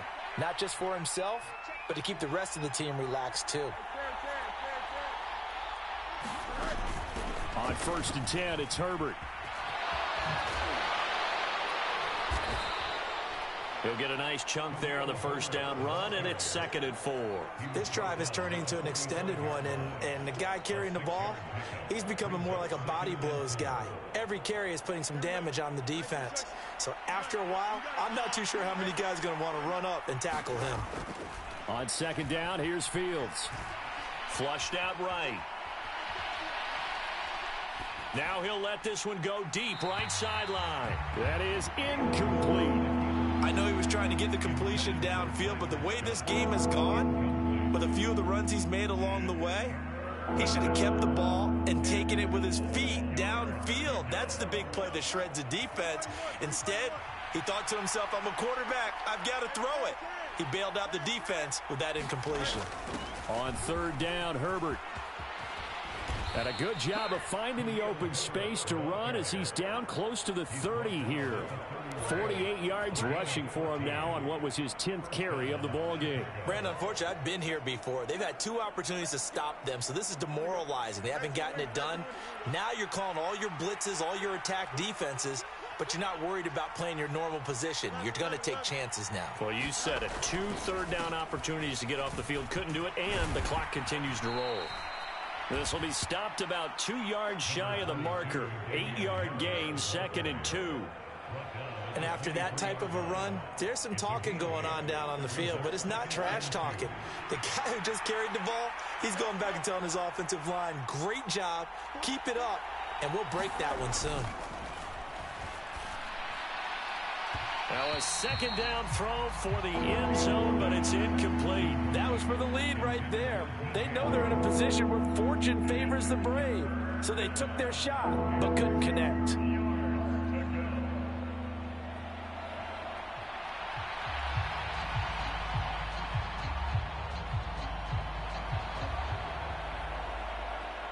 So they need 2 yards here on 3rd down. Remember, they're already 2 of 2 on 3rd down conversions on this drive. They'll run with Herbert. And he won't be close to a first down as he runs into a wall right around the line of scrimmage. 1 score down. Here we go. They're going to go for it here on 4th down.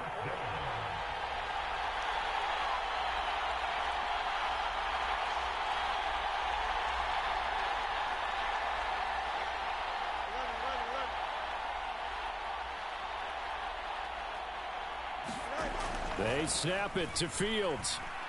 Dancing to his left. And Fields going to have the first down before sliding to a hold to avoid the contact. Well, we kind of looked at each other as they decided to go for it, but in the end, great execution, a 6-yard gain, and it all works out.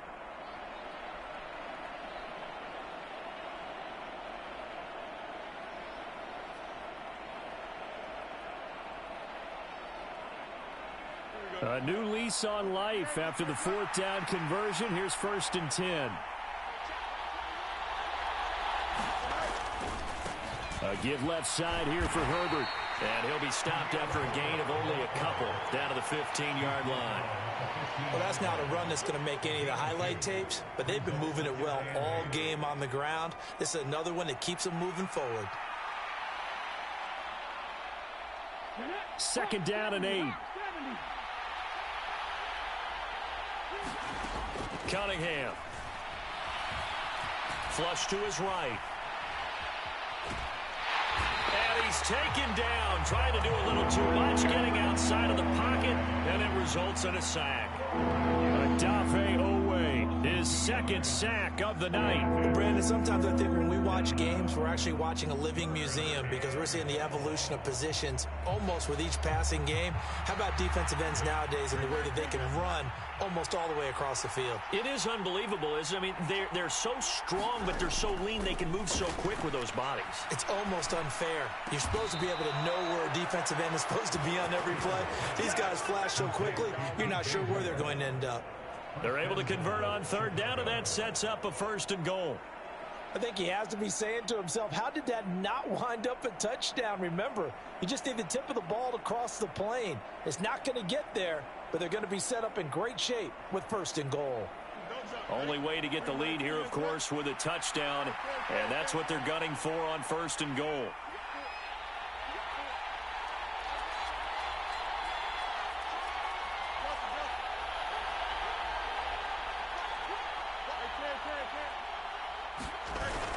Herbert is into the end zone for a Bears touchdown. And this is the time of game where offensive lines can really dictate a team's fortunes. It's been a tough battle. They've been out there for a long time. But this was a question of who can wear down who. And that's excellent work to put a long drive together and finish it with a touchdown run to take the lead. Santos able to tack on the extra point, and that will make this a 4-point game. Now after the touchdown, here's Santos to kick this one away.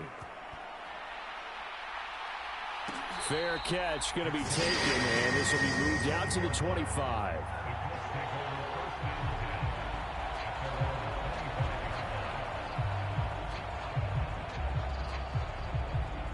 Here's 1st and 10.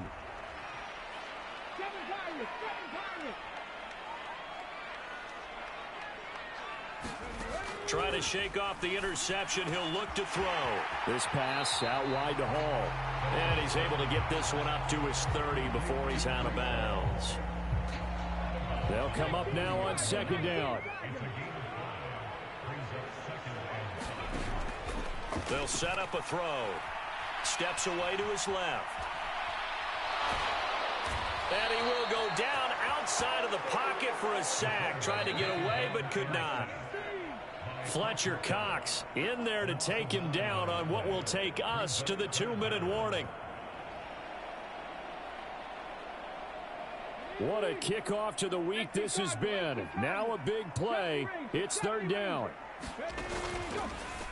On play action, they'll throw. He's going to let it fly. Oh, and that's going to sabotage their comeback plans. It is intercepted. Picked up by Deion Jones, the linebacker. And he's able to get it back here to the 43-yard line. Certainly not what he was hoping for, Charles. That's now 3 interceptions in this ball game. But there's a lot of knowledge to be gleaned every time you throw an interception if you do things the right way. And hasn't there been a pretty darn good quarterback along the way who threw a lot of interceptions early, learned from them, and became great later? Who would that be? That'd be one Peyton Manning. Threw 28 his rookie year. That's the NFL record. How'd things turn out for him? I think okay. He's a guy in all the commercials now, right? Yeah, I think he's doing okay.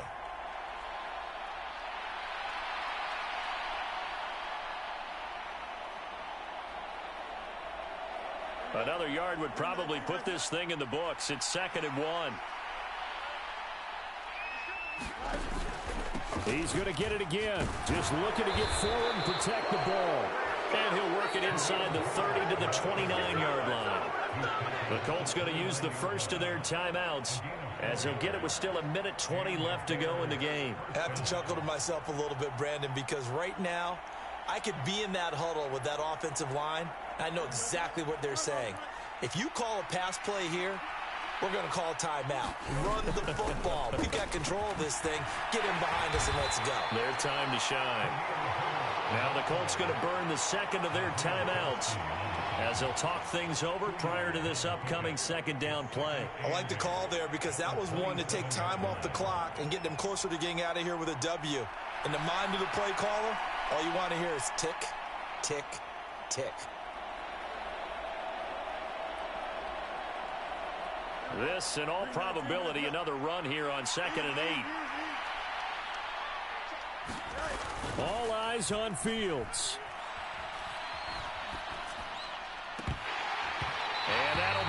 incomplete. Took a pretty good shot as he tried to pull that one in. Couldn't hang on third down. Well, that one was all about the defender making life difficult for the receiver. Very tough for a guy to hold on to the football through all that contact. Hands up, forcing the incompletion. So the failure to connect on second down, that leaves them staring up here at a 3rd and 8. They'll go with a touch pass here, trying to pick it up. Oh, no, he lost the football. And the Colts pick it up, and they will take over at the 26-yard line. I know when you're looking at the scoreboard clock, we're getting near the end of this game, but they were in what was really called 4-minute offense, and that's practice, meaning taking care of the football, taking time off the clock, not giving them a chance to come back. But bottom line is, what did I say in the beginning? Taking care of the football. That didn't happen. Didn't do it. A costly turnover. And nothing much materializing there on the first down run. He'll get a couple, and that's it. We are inside of 1 minute, only one timeout left, so they've got to move quickly. Get up to the line of scrimmage, make sure they're set. No penalties in this situation, but you're exactly right. Conserve that timeout for when they really need it. Second down, 8 yards to go. He'll look to throw. Eluding the pressure right. Got a man. It's complete to Jelani Woods. And he's going to get out of bounds with the first down. So an ideal set of circumstances there. They move the chains, and they save that final timeout.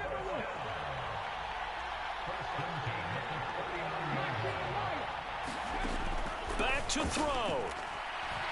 He lets this one fly toward the back of the end zone. Toward the back corner of the end zone, but he could not get the feet down. This will wind up incomplete. And remember now, field goal does you no good. This is touchdown or bust territory. So they took a late shot for the end zone, but the defense, as they've been all game long, up to the task. And check down, complete to Hall. And he gets it down a yard or two shy of the 30 before he's out of bounds. It didn't check off every box, but the most important one. Got the clock stopped, getting out of bounds. They may be a little short of the first down, but I thought that was the key. Escaping the pressure right. And he is out of bounds inside the 30. They're not out of it yet, but in order to come back, they need to play clean football the rest of the way. He makes the correct read there, passing on challenging a blanket coverage and getting the first down with his legs instead. Now the Bears going to call the first of their timeouts. That'll leave them with 2 remaining. We'll be back after this.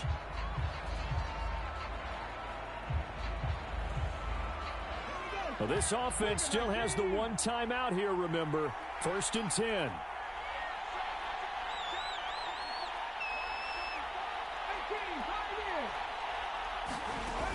Back to throw. And that is incomplete. 7 seconds remaining.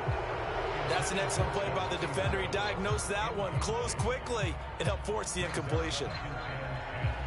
Another try, 2nd and 10 now.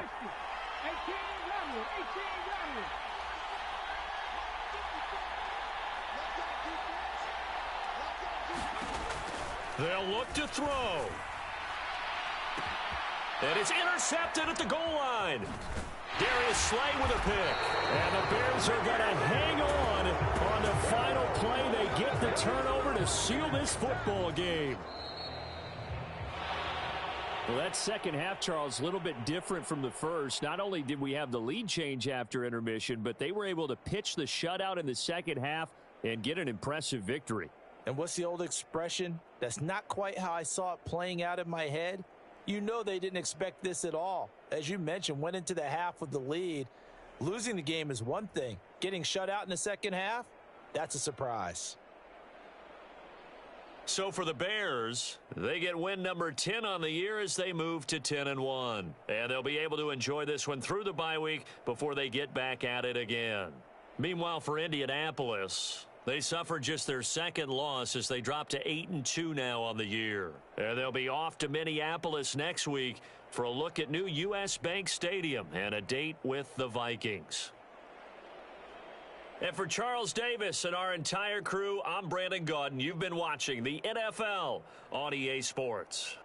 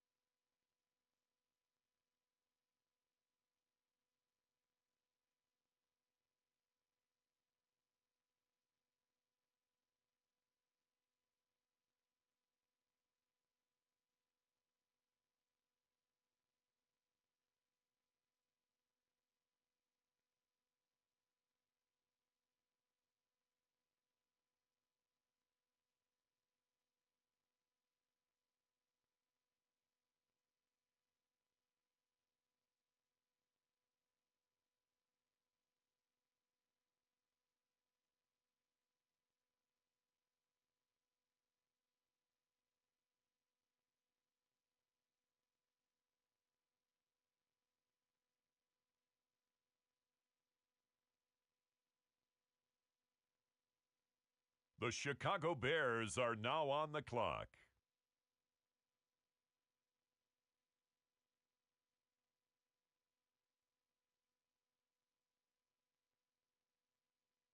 The Washington Commanders are now on the clock.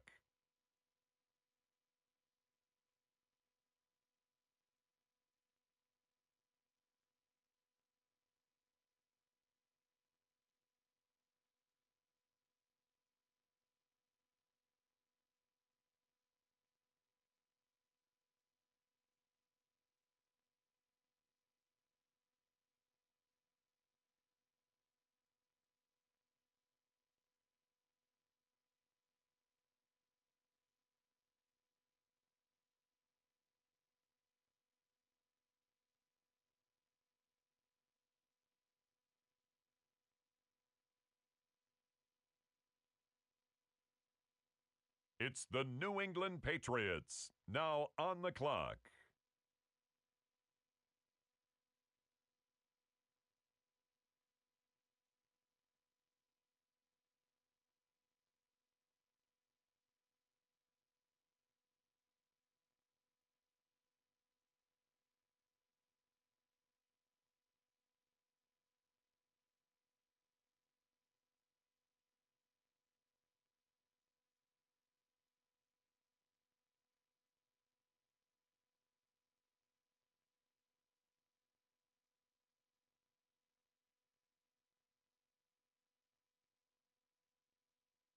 And now, on the clock, it's the Arizona Cardinals.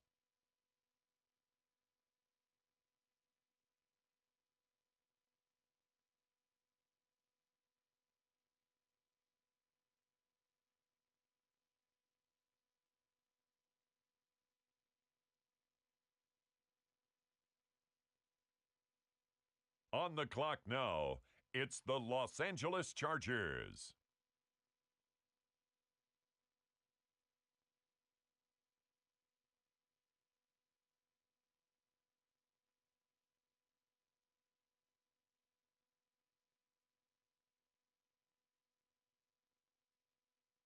On the clock now, it's the Tennessee Titans.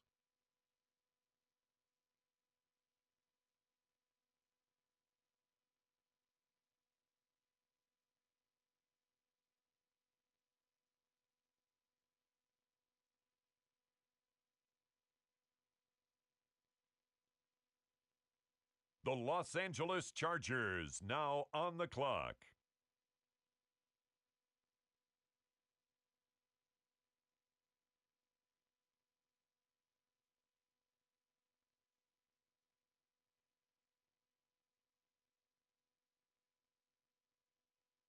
Next up, the Jets are on the clock.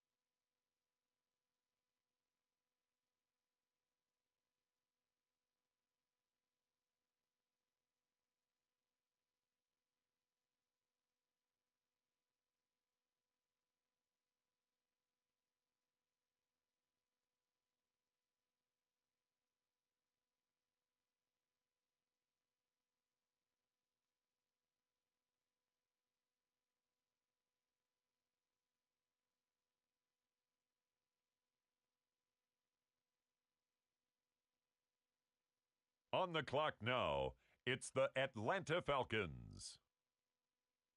The Chicago Bears are on the clock now.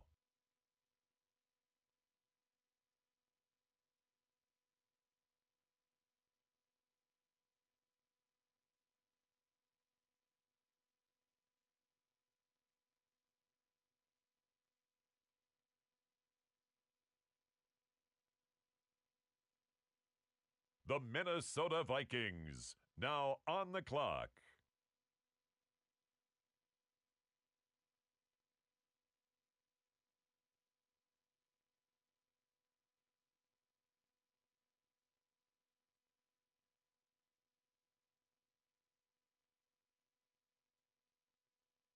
On the clock now, it's the Denver Broncos.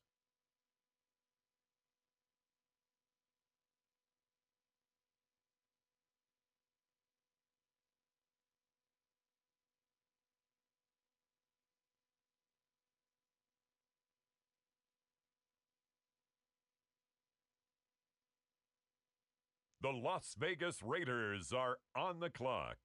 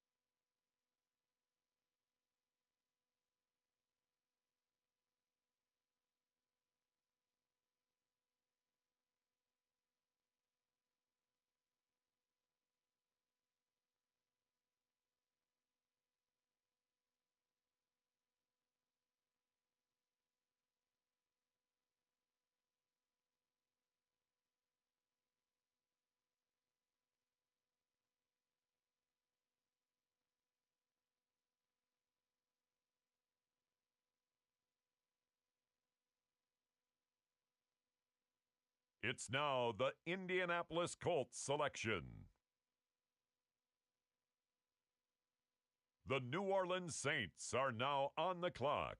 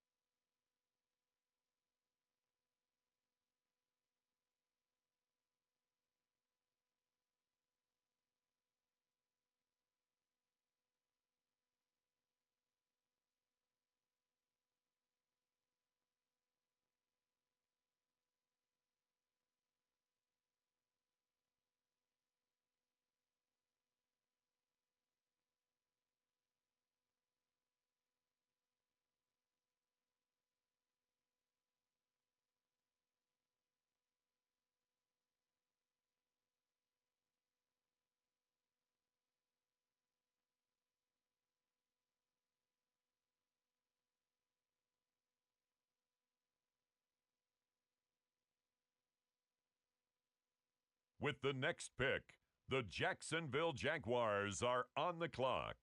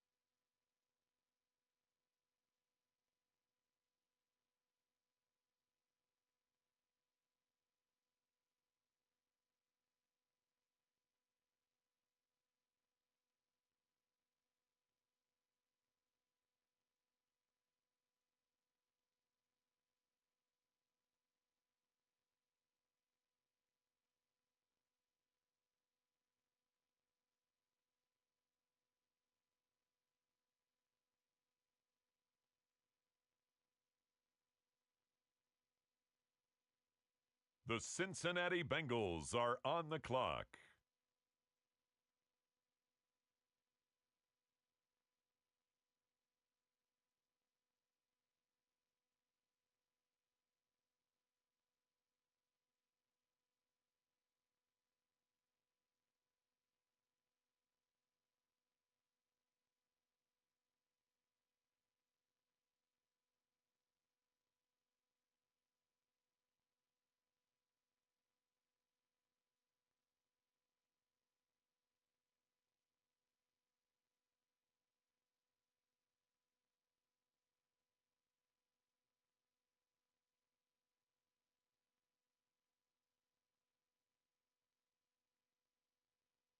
Next up, it's the Packers on the clock.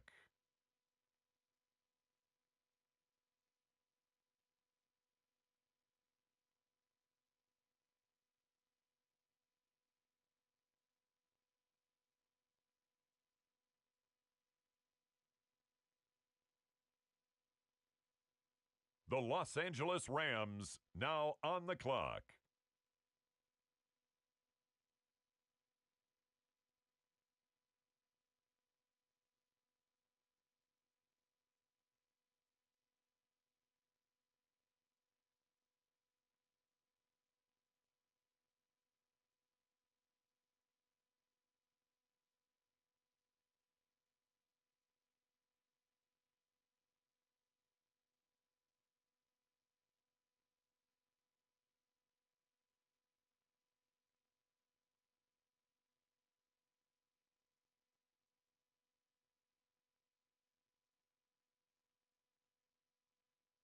The Pittsburgh Steelers are now on the clock.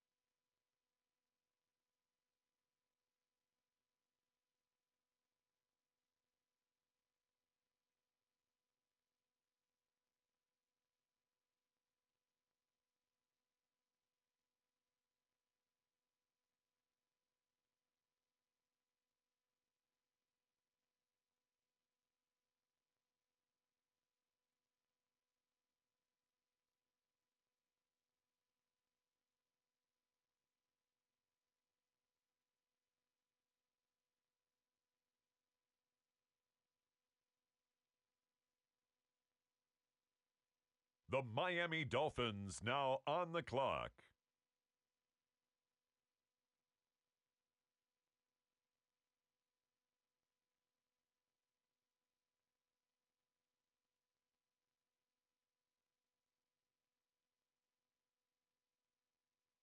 The Philadelphia Eagles on the clock now.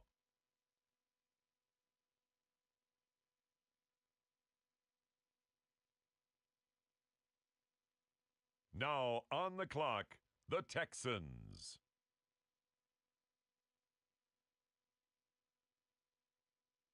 The Dallas Cowboys are now on the clock.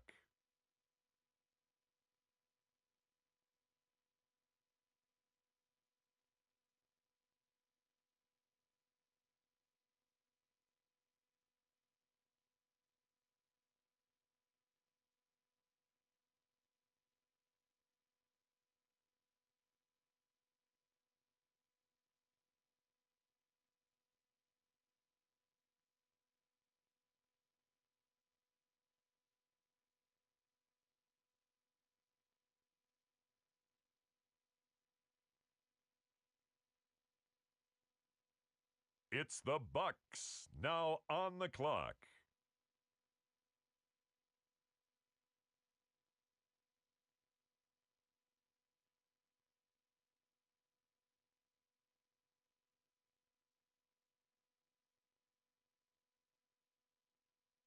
The Seattle Seahawks are now on the clock.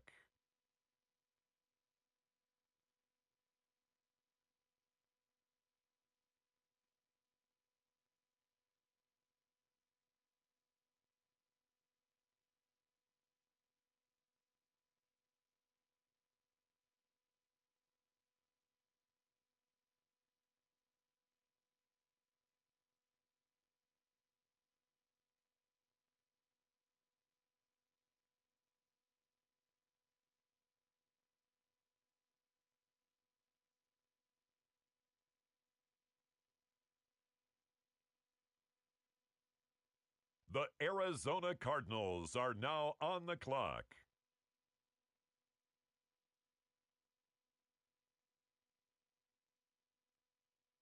It's the Buffalo Bills now on the clock.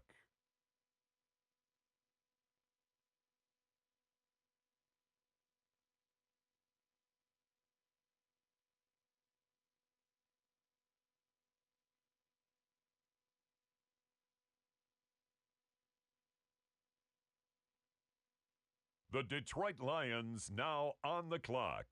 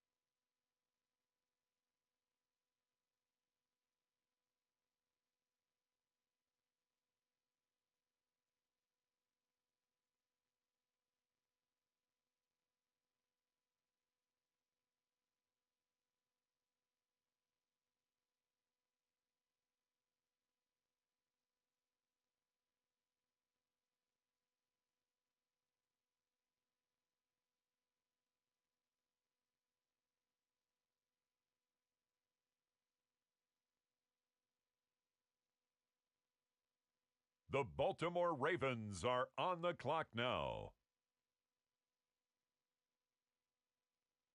Now on the clock, the San Francisco 49ers.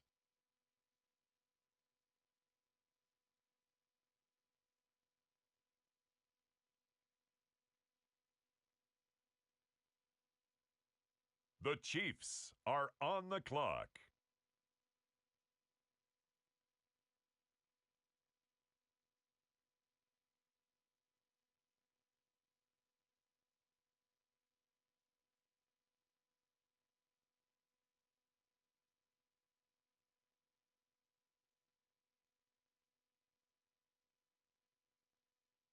The Panthers are on the clock.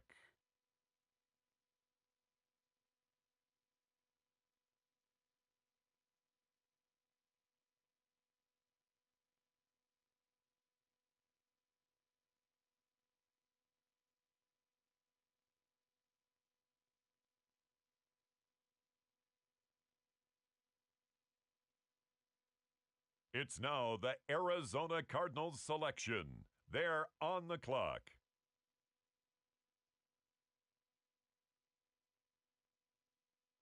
The Indianapolis Colts are now on the clock.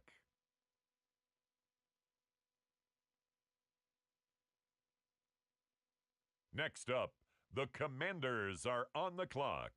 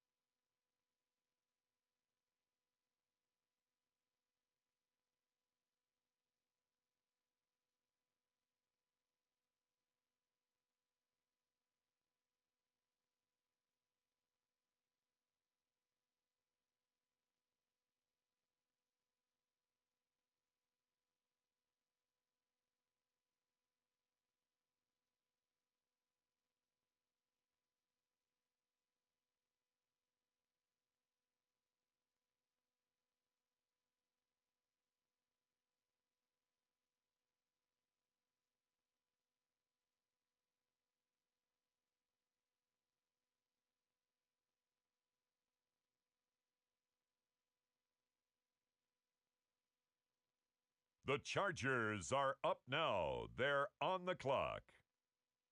It's the Tennessee Titans now on the clock.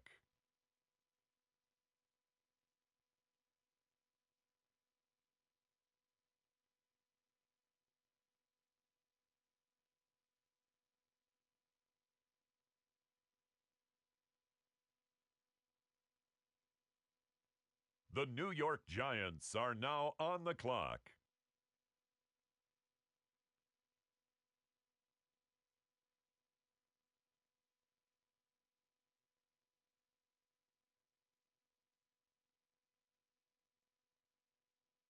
On the clock now, it's the Green Bay Packers.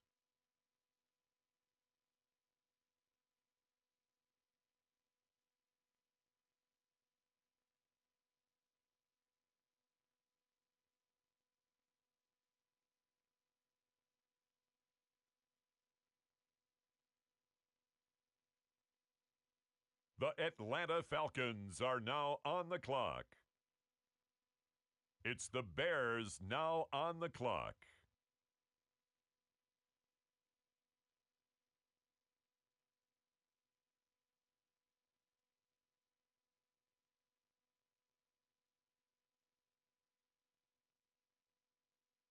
It's now the Vikings' turn. On the clock.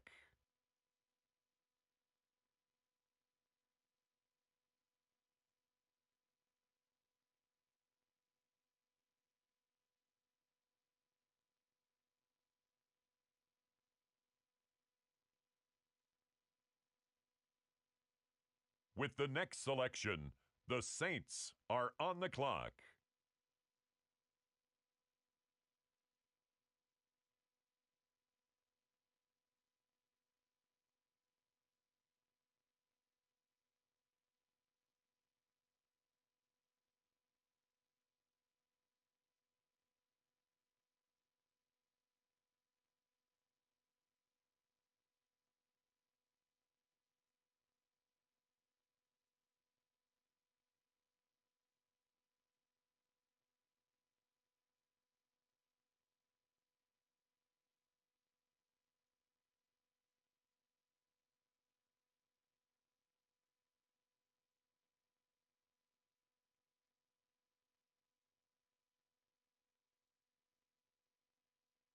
With the next pick, the Raiders are on the clock.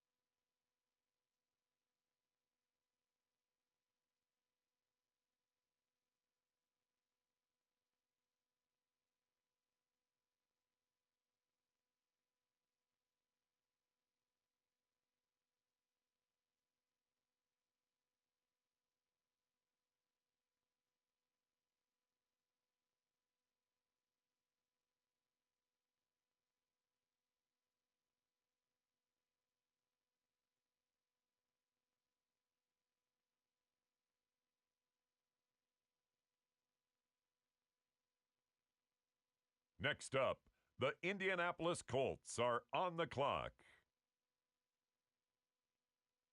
Now we turn to the Eagles. They're on the clock. The Jaguars are on the clock.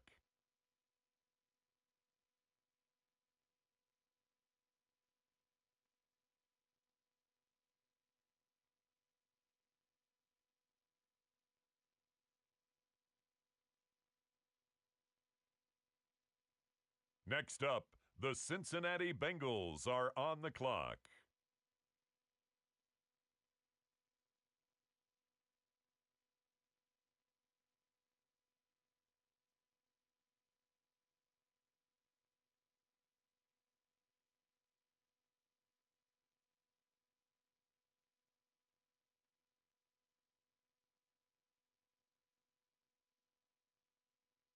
On the clock now, the Chicago Bears.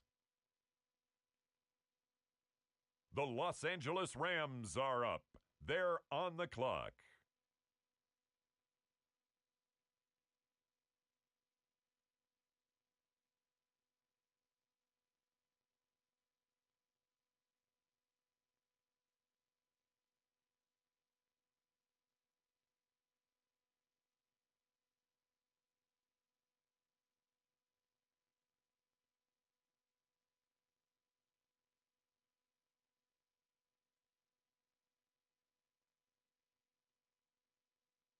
With the next selection, it's the Pittsburgh Steelers.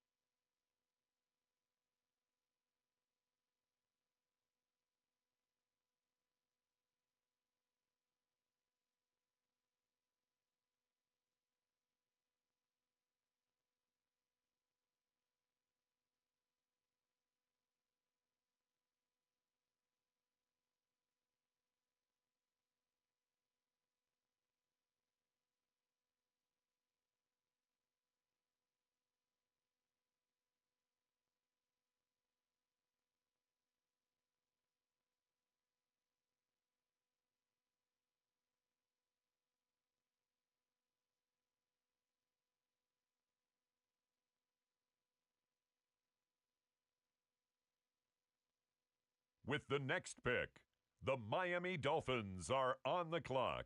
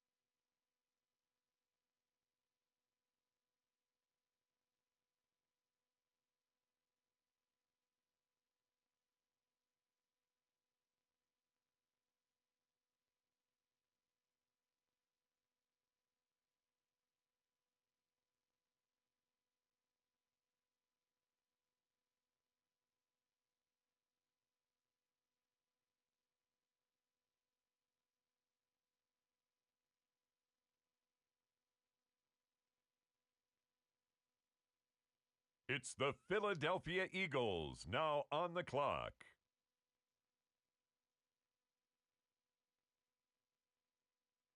Next up, the Cleveland Browns are on the clock.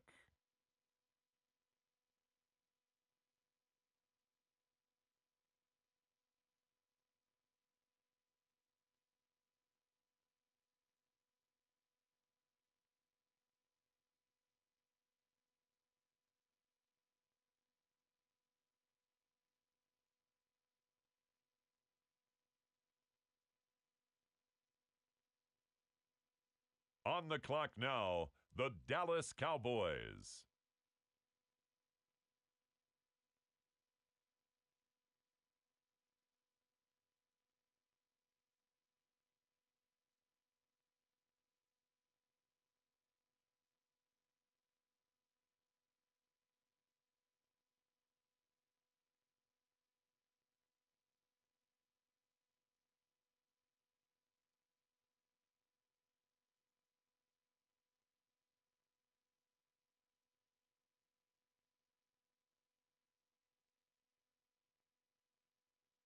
Next up, the Tampa Bay Buccaneers are on the clock.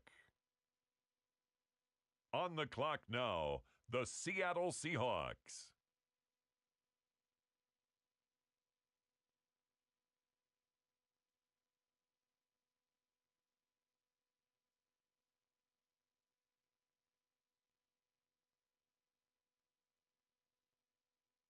The Houston Texans are now on the clock.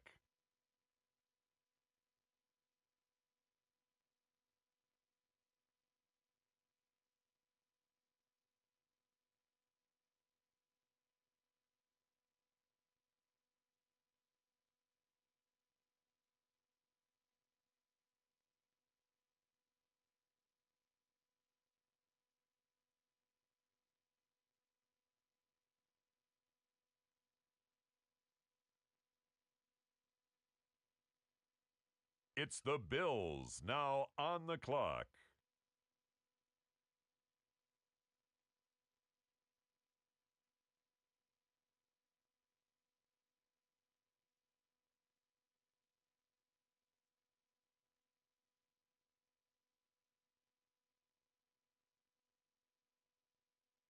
With the next selection, the Lions are on the clock.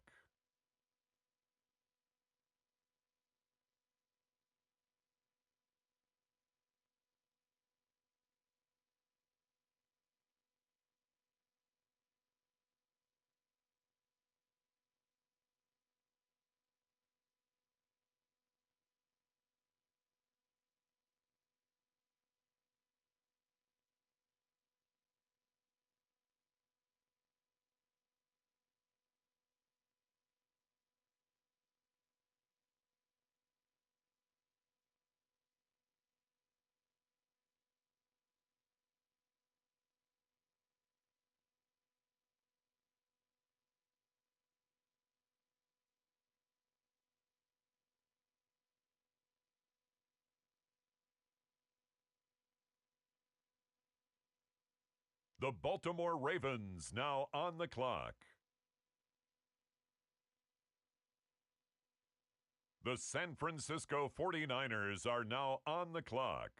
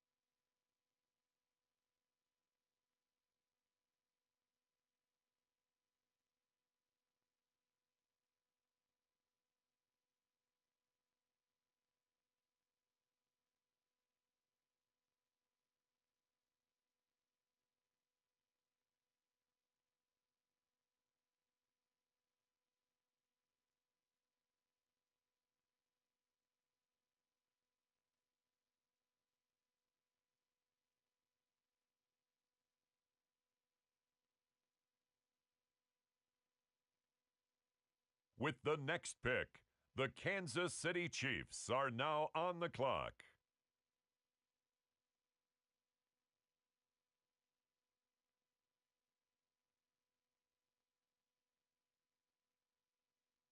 With the next selection, the Carolina Panthers on the clock.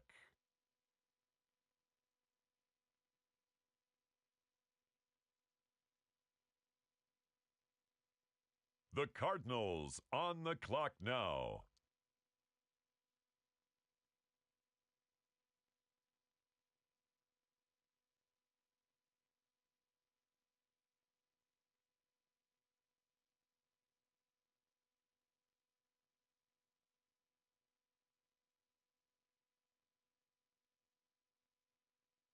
The New England Patriots are now on the clock.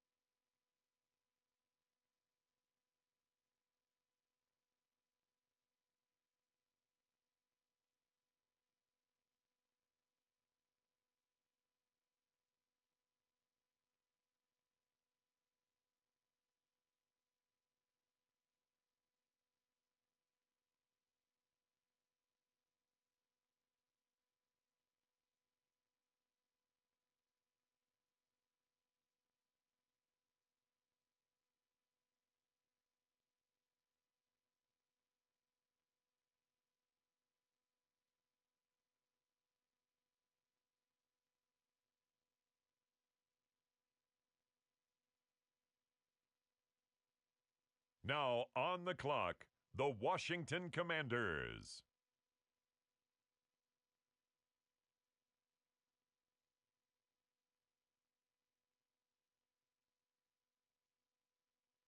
And now on the clock, it's the 49ers.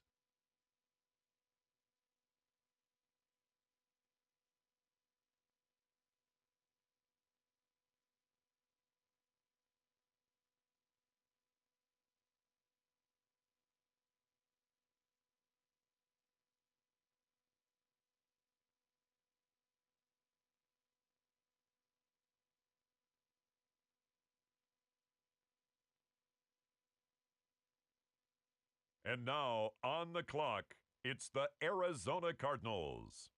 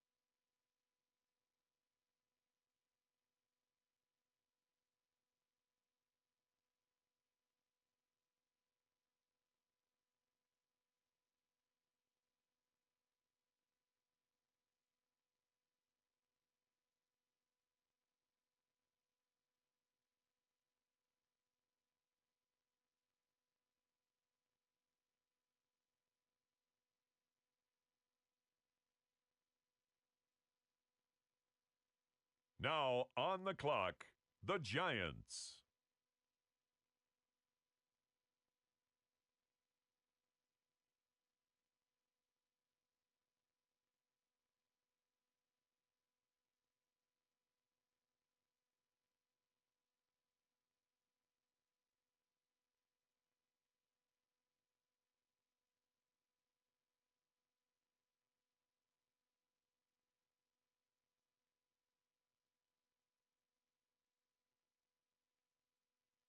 The New York Jets on the clock now.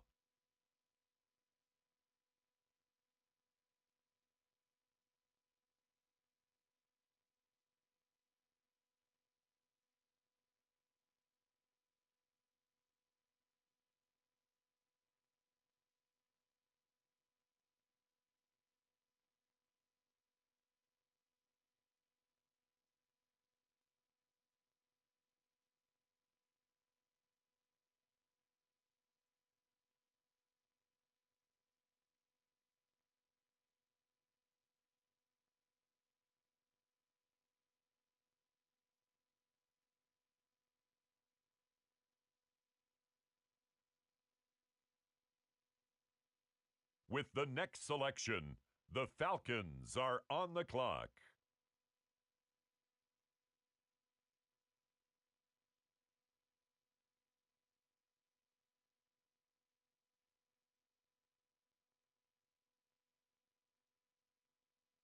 It's the Detroit Lions now on the clock.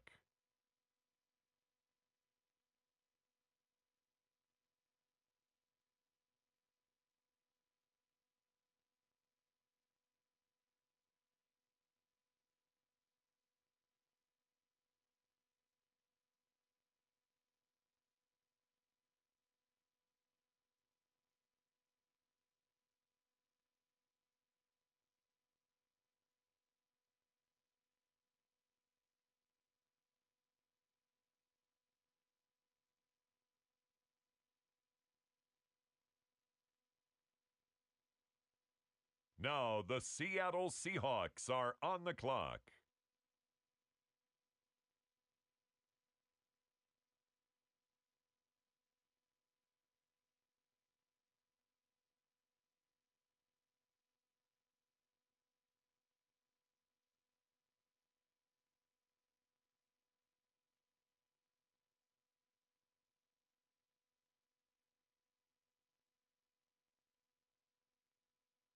The Las Vegas Raiders now on the clock.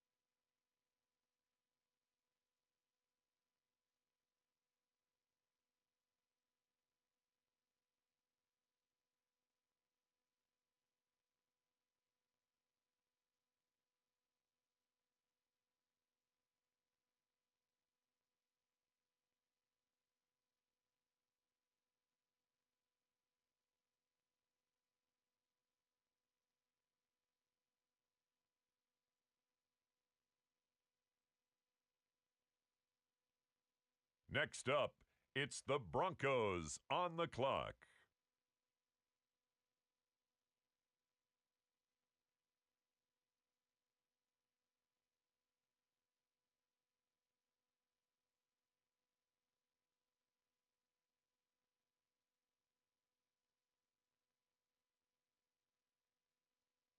The Denver Broncos are on the clock.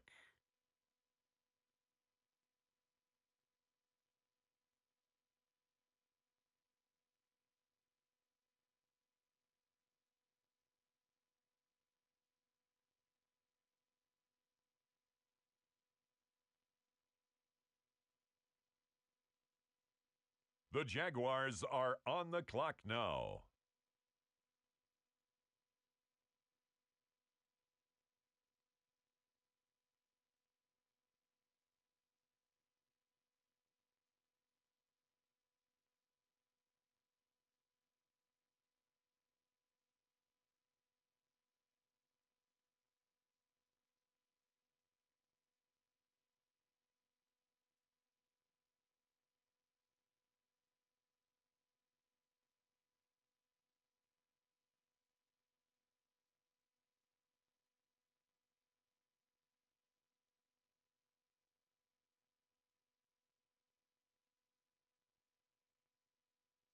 With the next selection, the Cincinnati Bengals are on the clock.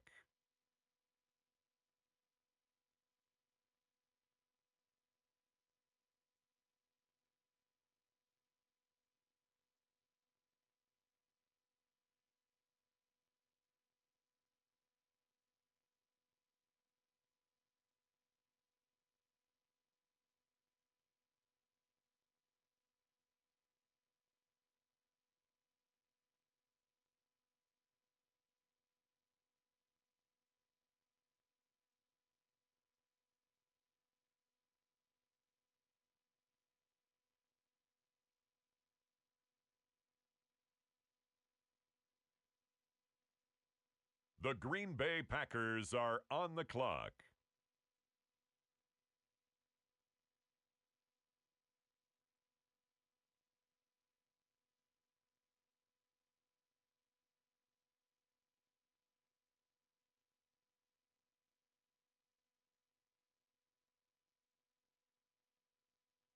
Now on the clock, the Rams.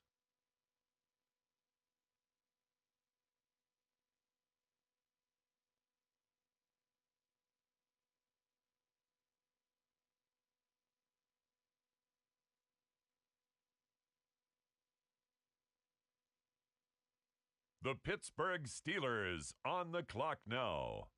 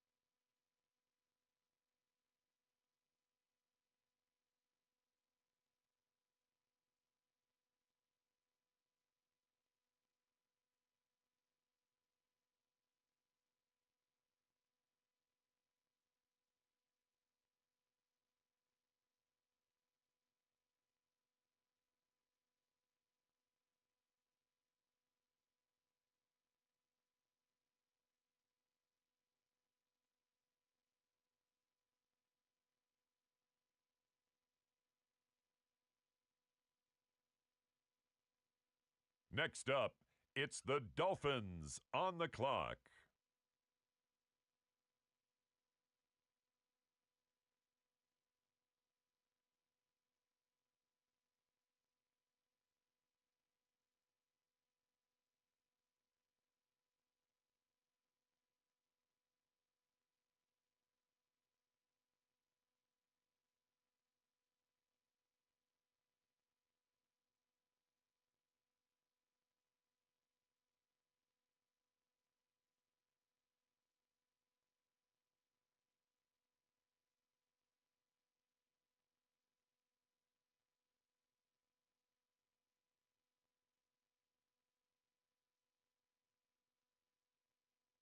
On the clock now, the Houston Texans.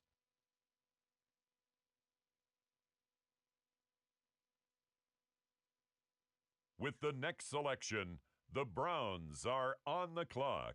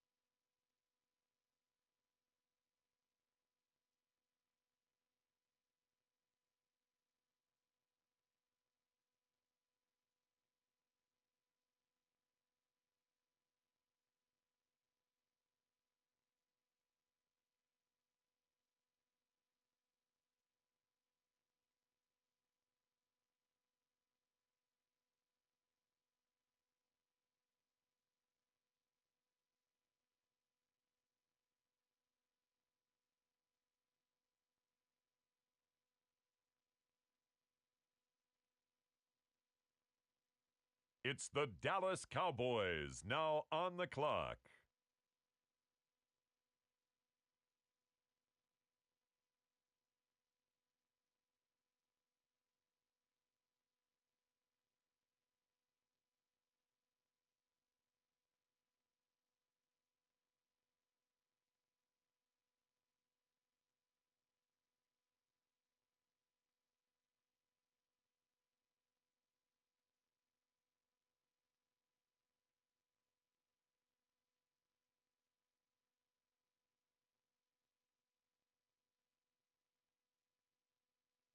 On the clock now, it's the Tampa Bay Buccaneers.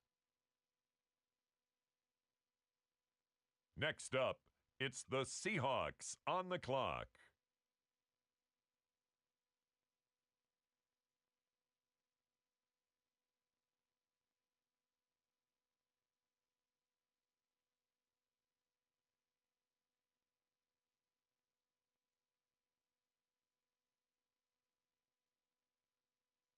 The Arizona Cardinals are now on the clock.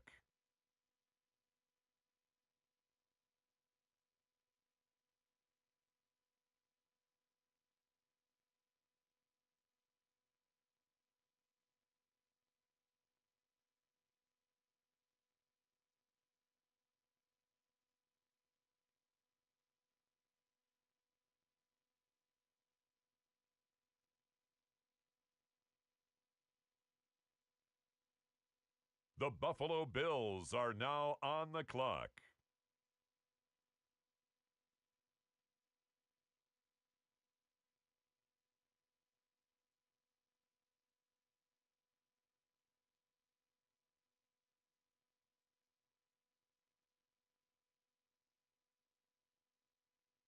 On the clock now, the Detroit Lions.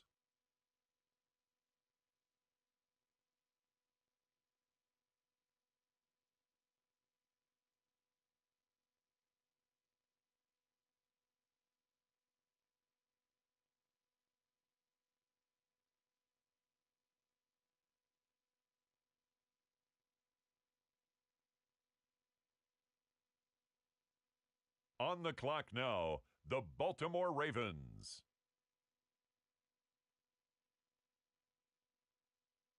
The 49ers on the clock now.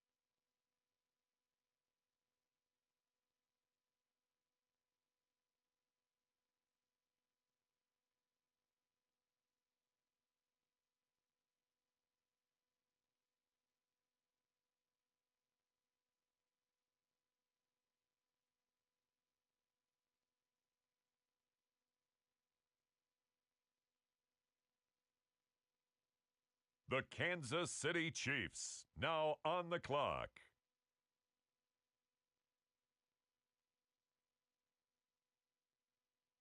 The Carolina Panthers now on the clock.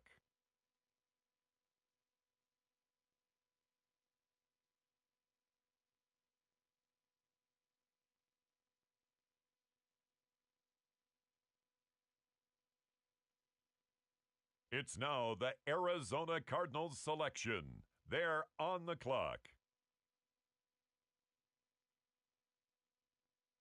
Next up, the Patriots are on the clock.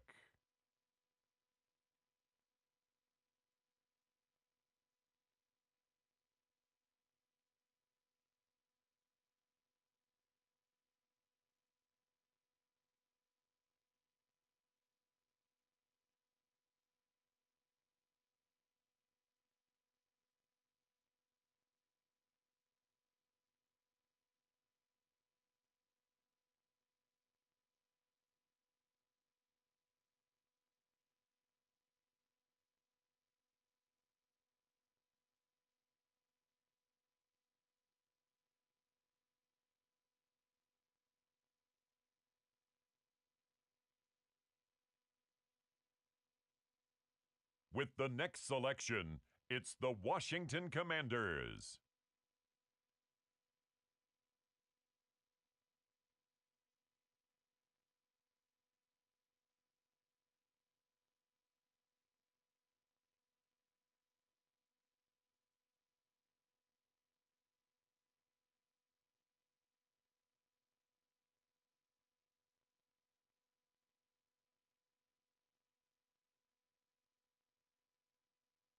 Now on the clock, the Los Angeles Chargers. Next up, the Titans are on the clock.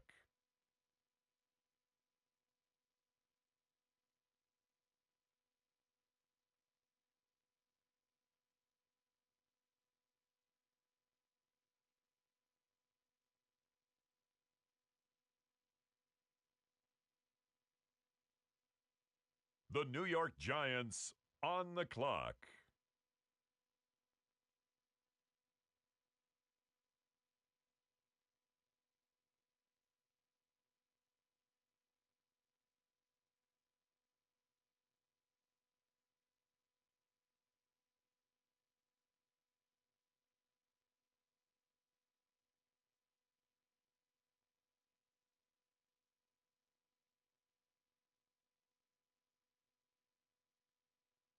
The New York Jets are now on the clock.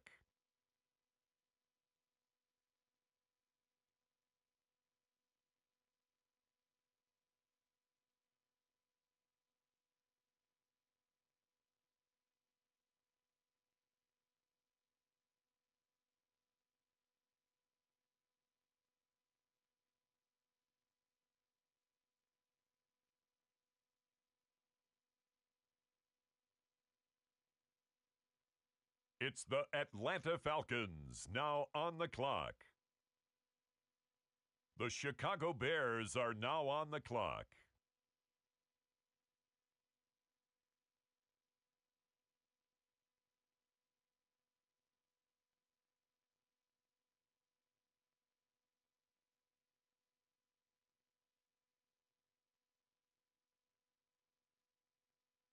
Up next, the Philadelphia Eagles are on the clock.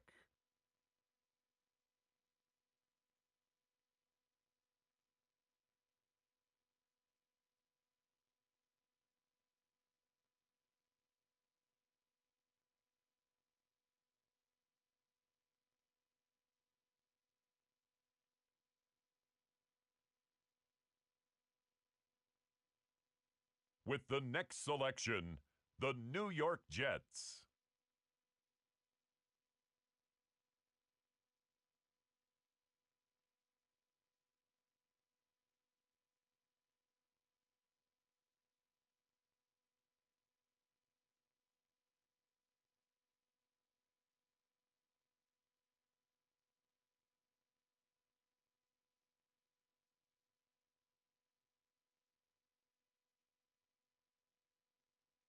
Now on the clock, it's the Las Vegas Raiders.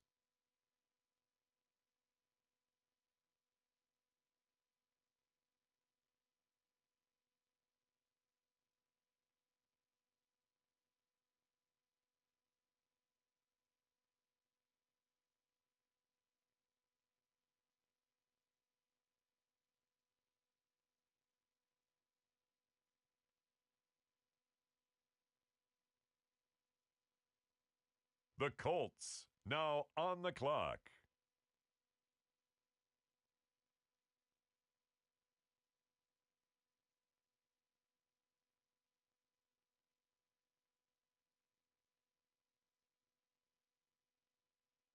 On the clock now, the Jacksonville Jaguars.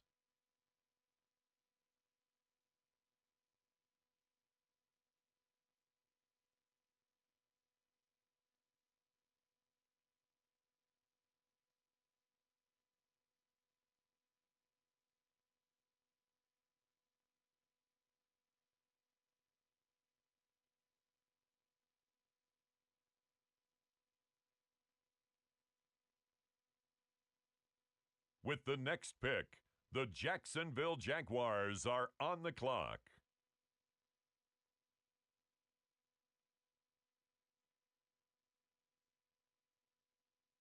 The Bengals now on the clock.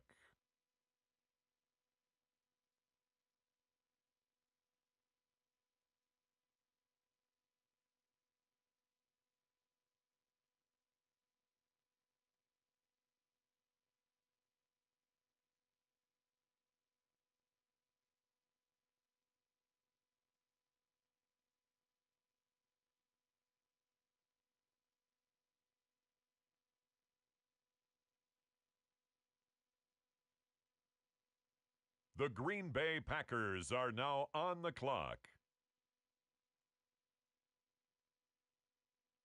On the clock now, the Los Angeles Rams.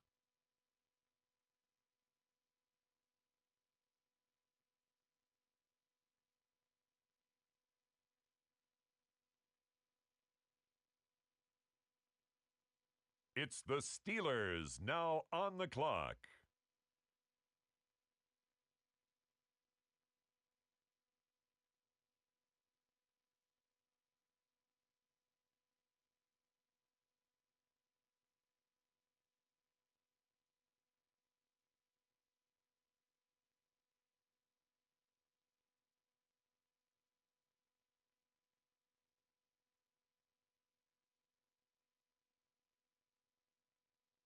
The Denver Broncos are now on the clock.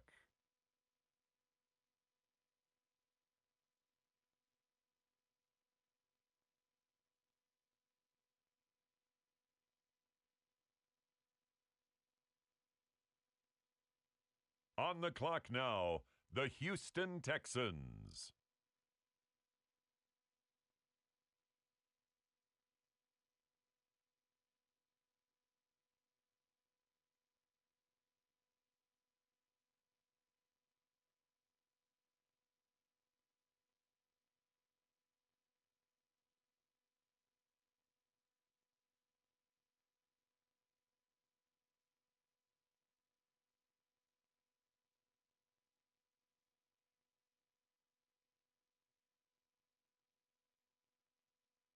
It's the Cowboys now on the clock.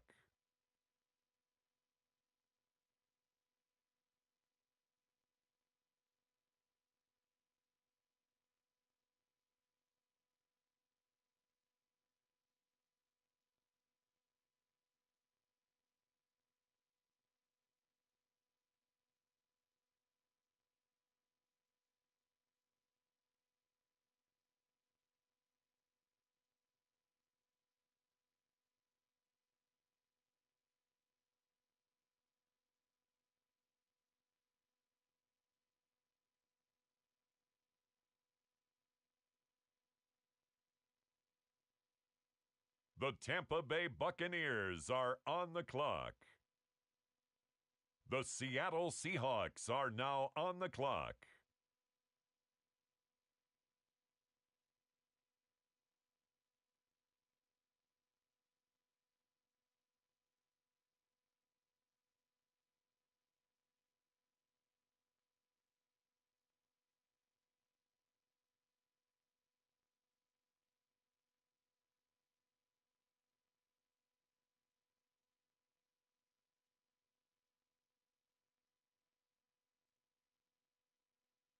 Now on the clock, the Texans.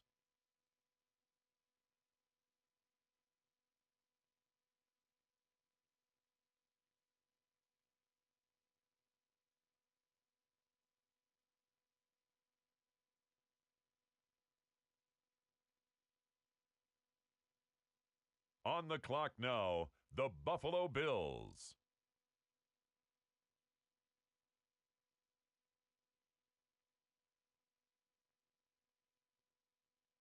The Minnesota Vikings are now on the clock. With the next selection, the Ravens are on the clock. It's now the San Francisco 49ers pick. They're up.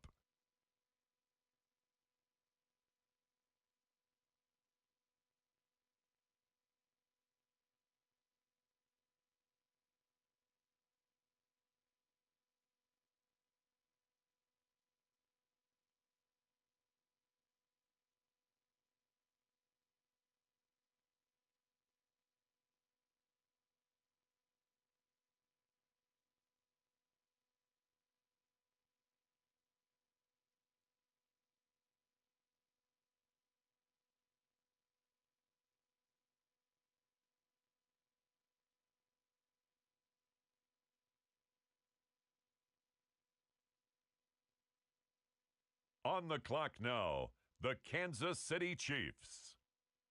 It's the Cleveland Browns now on the clock.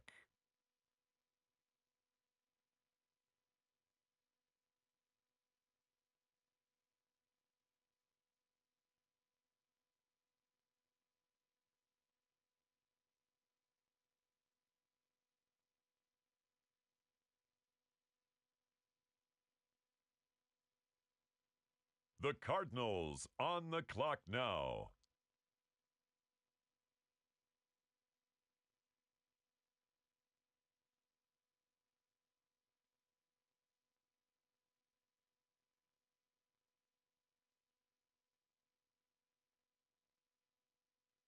On the clock now, the New England Patriots.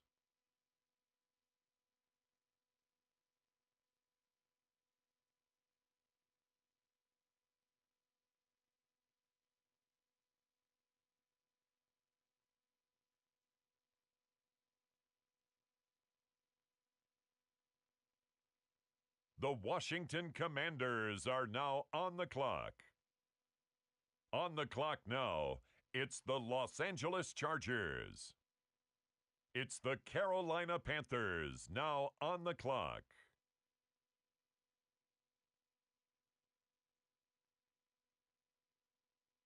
The New York Giants are now on the clock. On the clock now, it's the Denver Broncos.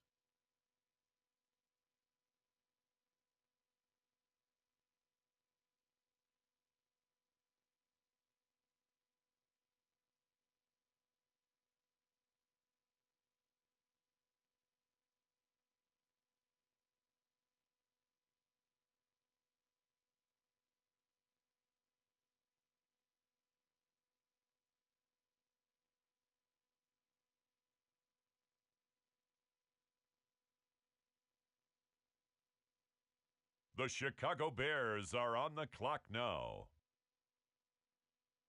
And now on the clock, the Minnesota Vikings.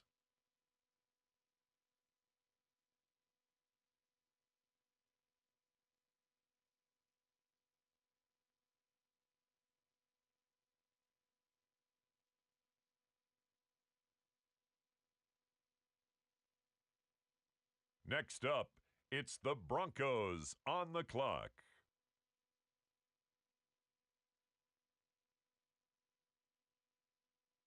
It's now the Indianapolis Colts selection.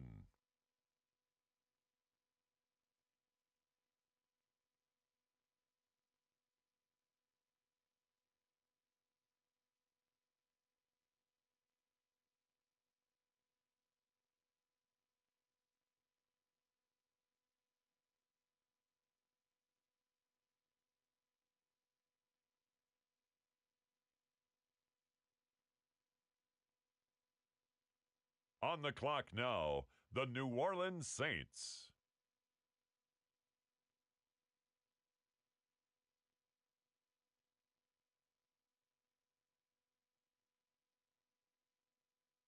The Jaguars are on the clock.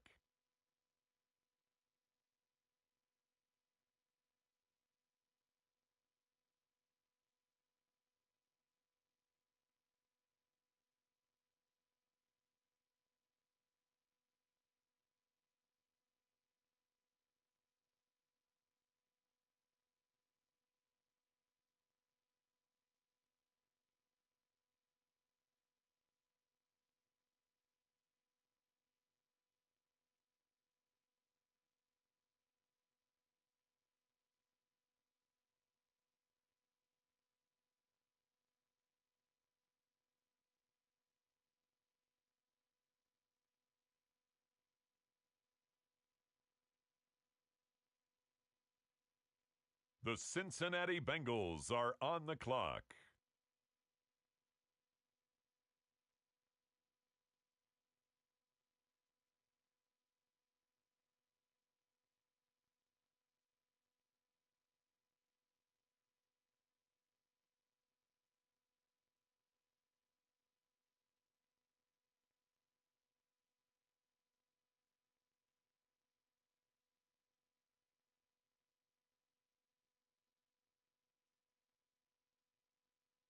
Next up, it's the Packers on the clock. The Los Angeles Rams now on the clock. The Pittsburgh Steelers are now on the clock.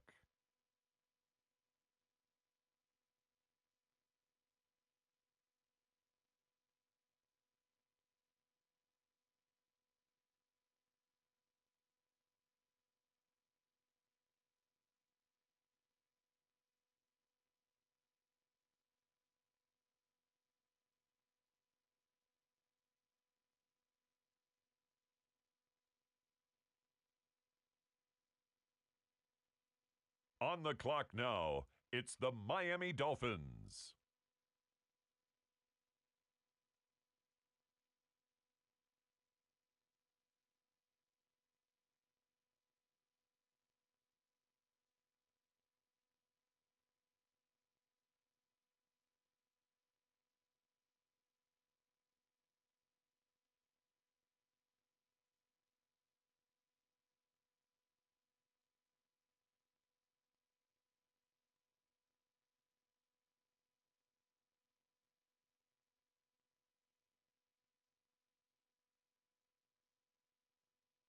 The Cleveland Browns are now on the clock.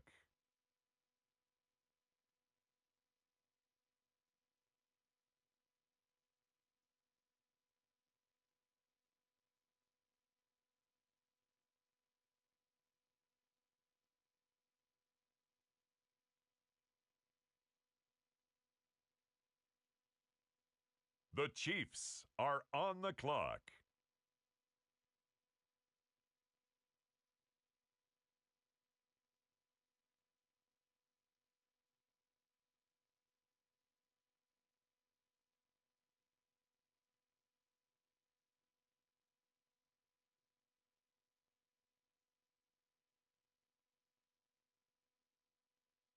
The Philadelphia Eagles on the clock now.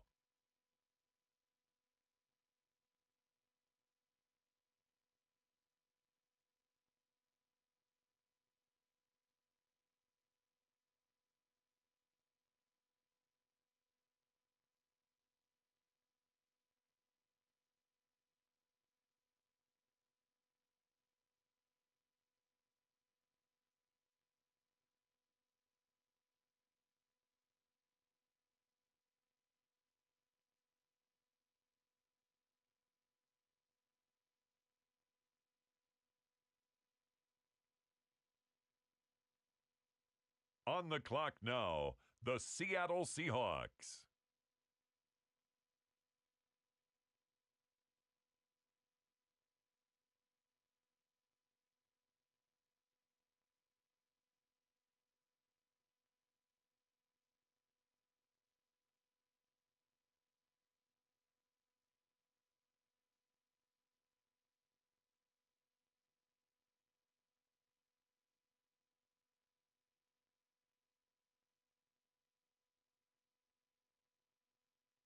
The Houston Texans are now on the clock.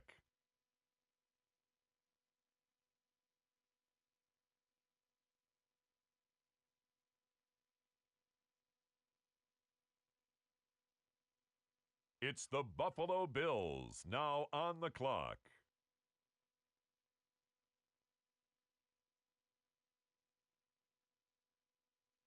The Detroit Lions now on the clock. The Baltimore Ravens are on the clock now. The Panthers are on the clock.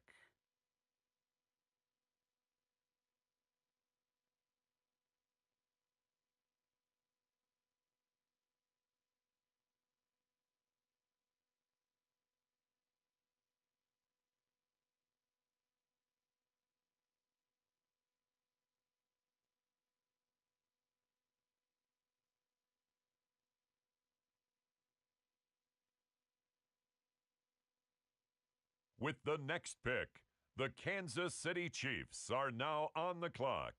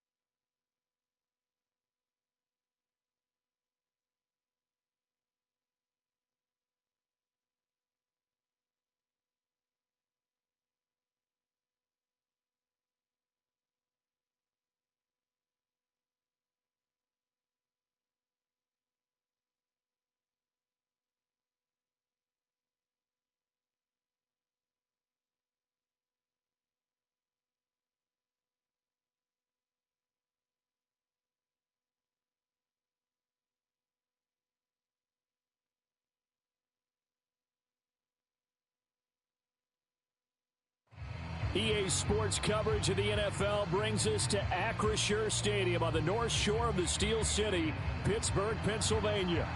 Today, we've got a Week 13 matchup for you here, as it'll be the Arizona Cardinals taking on the Pittsburgh Steelers.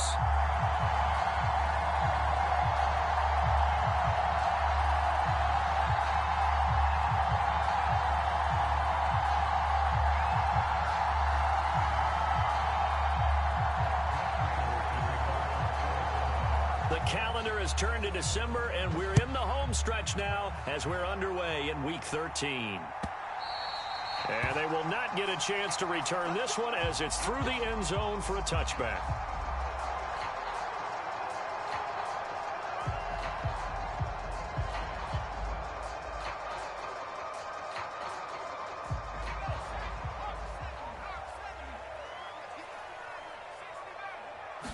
Right off the bat, here's Pickett to throw it. Looking left side, and he's got a man. That's Harris. Well, this defense for the Cardinals, they were terrific last week in the win over the Rams. And I think our statistician, we ended up having to bring the blue tent and put it around him for a while because he was developing a hand injury from having to write down all the turnovers this team forced. 5, 6, 7, 8. Absolutely unbelievable. I hope he'll recover.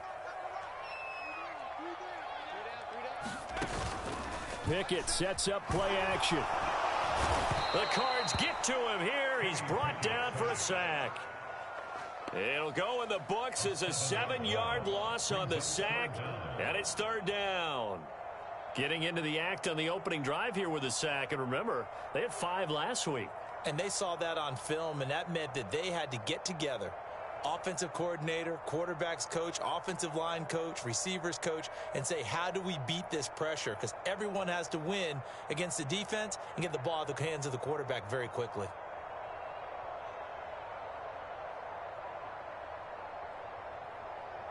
A tough spot here on their opening drive. This is 3rd and 7. Pickett now to throw off the play fake.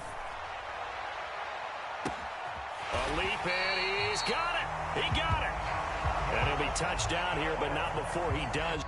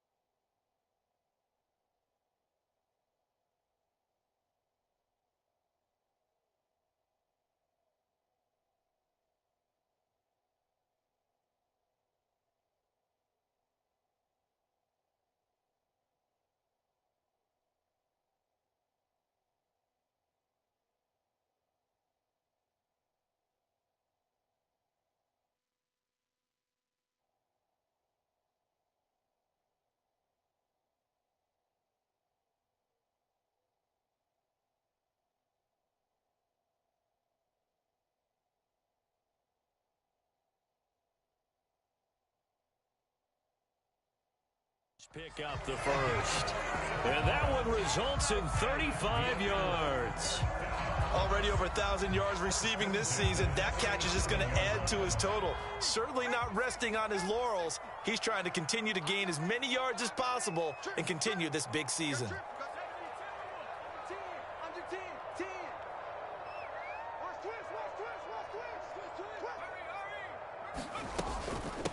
And they'll run for the first time with Najee Harris.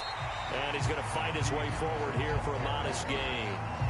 It's a 6-yard gain on the ground, and that'll make it 2nd and 4. The Steelers at 4-7 now on the year. They come in losers of 2 straight, so trying to turn things around here. And you just mentioned 2 straight, and when you're talking about 2 games, that's nothing to panic about. They feel like they've been a little bit unlucky in the last couple. This is a club that's more than capable of turning things around, and I expect them to play really well here. This will be a loss of 3, and now a much tougher 3rd down looming.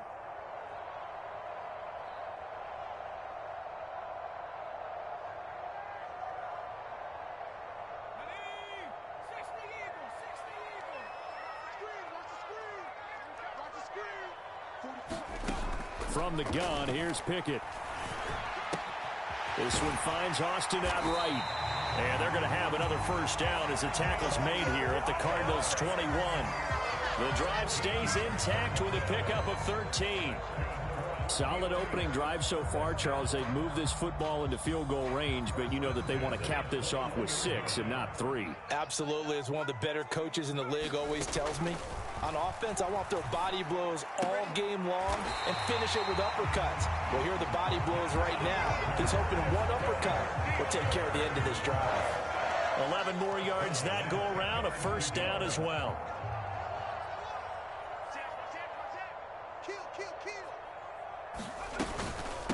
A run with Harris out of the shotgun. And this play doesn't go anywhere. Backwards, losing yardage to the 11. It's a loss of a yard there, and it's 2nd down. Well, that was not what you would call straight line pursuit for a middle linebacker to make this play. He's got to work his way through the clutter to get to the ball carrier on the outside, and he does exactly that. That's called avoiding the trash. Maybe just a slight detour on what's been a strong drive. Here's 2nd and 11. Running a jet sweep. This is Austin. Oh, and this one may need to go back to the drawing board. He's going to be swallowed up right away. He gets them a little over half of what they need, and now they're looking at a 3rd and 5. They'll need 5 on this play to move the sticks. On 3rd down, here's Harris. And he'll be stopped well short. Only 2 yards there, 4th and 3. Well, this was just simply excellent defense. On this 3rd down, they had to be alert for the possibility of a pass, but that didn't stop them at all from understanding what was going on when they decided to run the football, and they just swarmed and stopped them for almost no gain. Giving to the big tight end on 4th. And he's in. Touchdown, Steelers. Darnell Washington, his 2nd rushing touchdown on the year. And the Steelers' decision to go for it pays off with 6 points. Extra point put through by Boswell. And that makes the score 7-0.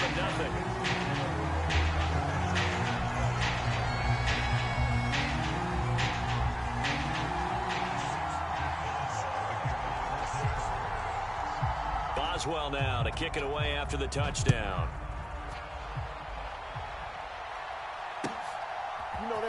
They'll elect to bring it out here from the end zone. And ultimately cannot get this out to the 25-yard line as he's dropped at the 23.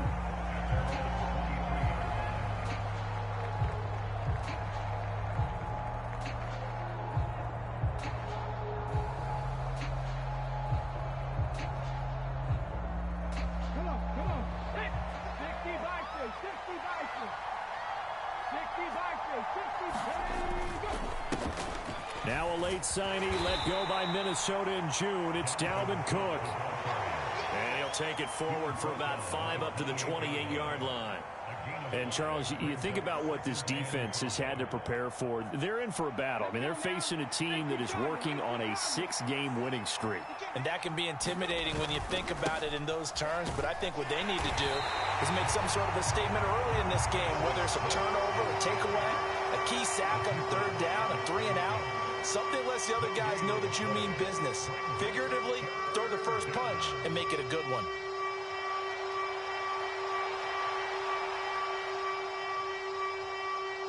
They'll come up facing 3rd and 5.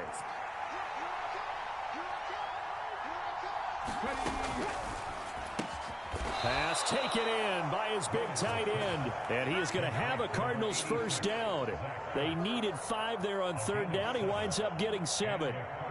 And already down 7-0 after the touchdown a minute ago. So a 3-and-out here would not be ideal for them. Nice job finding his receiver there. And they get the first down.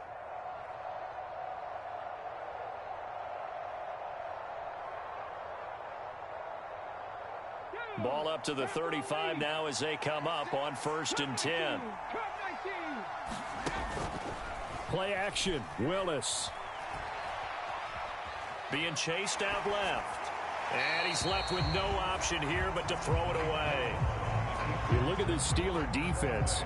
And they've shown the ability to play tough against the pass. Currently ranked number 9 in the NFL. Yeah, this has been a good defense, but they're going to have to really prove it in this one because guess what? They're facing the #1 passing offense in the NFL. It's definitely a prove-it day for them. 2nd and 10, a very chilly day here, but no snow. And I got to say, if it's going to be this cold, I want snow. You should see Charles' face. He's looking at me like I'm crazy. Now Willis. And he comes back with one complete. And he slips up past the 45 before being tackled. It's a gain of 11 and a Cardinal first down. Good, sure hands there from a guy not accustomed to catching a whole lot of passes. But how about the way he was able to pull that one in and pick up good yardage? Couple of first downs to kick off the drive. Here's 1st and 10 up at the 46. Up the middle, it's Cook. And he'll get this one across midfield and down into Steeler territory. It's a 7-yard carry to set them up with a 2nd and 3. This running game's so important for them, and they know that. It helped lead them to a victory last week when he was over 100 yards. Let's face it, it's their identity, and that's what they want to play to. They want to be that team that runs the ball really well each and every week, and right now we're seeing a pretty good pattern of that happening. And he'll be taken down as that will take us to the end of the first quarter of play. After one, 7-0 on EA Sports.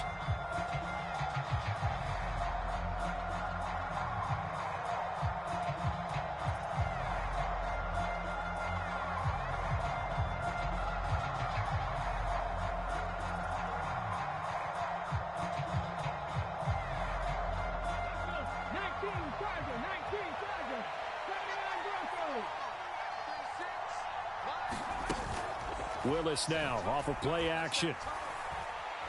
He'll let this go for the end zone. And this is intercepted, but they'll say out of bounds. So very close to a turnover there in the end zone. They geared up and took the deep shot downfield, but it turned out it wasn't one-on-one coverage. Extra defenders in the area, and that one winds up incomplete. On 2nd down, Cook.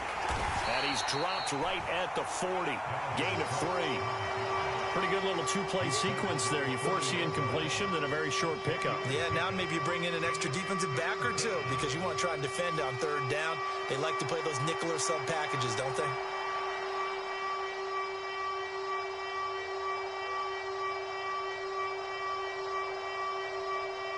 The line to gain is the 33 on 3rd down.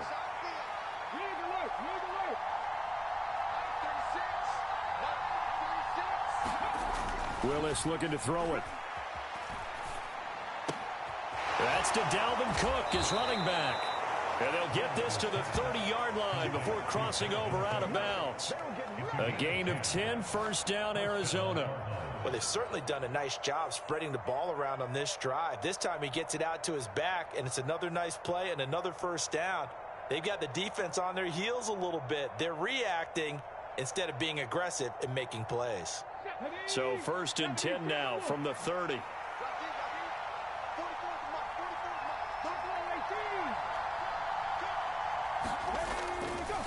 Left side, Cook.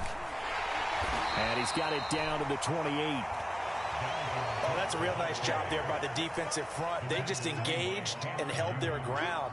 But how about the guy who made the play? We often talk about whether they take a good first step or not. Many times you just don't take any step. Just get your feet moving, get your body going, and then once he made the read, he was able to make the play. Second down, 8 to go from the 28. Now Willis to throw. A short one here, caught by McBride. And he's out of bounds, almost gets to the 10. The catch and run there, good for 16 and a first. He's certainly done a nice job spreading the field on this drive, and here he finds his big tight end for good yardage. And that's what you have to do. Keep defenses guessing about where you're going to go with the football. First down, here's the run with Cook. And he'll get this one down to about the 10-yard line. 2 yards on the pickup there. It'll be 2nd and 8. Well done to sniff that out defensively. He had it diagnosed pretty quickly. I love that description because diagnosed is perfect on that one. Read his keys, made the play, and he couldn't even get going moving the football. Second down, they go right back to Cook. And he'll get this one down to about the 10-yard line. Back-to-back 1-yard runs here, so that leaves him with a 3rd down and 8. I know that speed is the hallmark of today's NFL game, but the key to good rushing defense is still having your linebackers set the edge.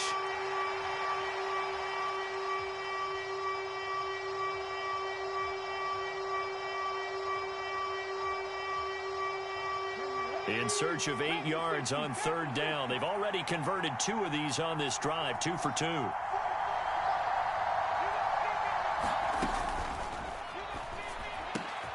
And that is caught. Touchdown, Cardinals. Zach Ertz. Halfway to 100 now with career touchdown number 50. And the Cardinals are an extra point away now from tying this ball game. Prater for the extra point, and we are tied at 7.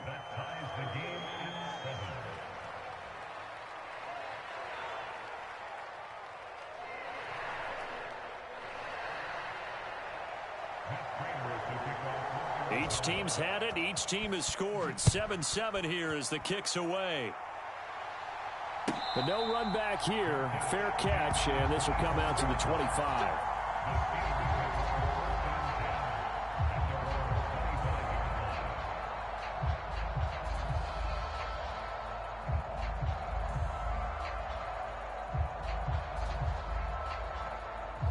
The Pittsburgh offense at the line to start their next drive. So both of these teams, Charles, coming off touchdowns now, but this offense, they just had to stand on the sideline, watch their opponent author a really impressive drive to reach the end zone. Yeah, and I think you're not telling yourself the truth if you don't think there's some one-upsmanship going on right now, because they just had their touchdown answered by a drive of double-digit plays that also found the end zone. Now they want to do something even more impressive to answer that one. Coming up now on a 2nd and 15 following that sack.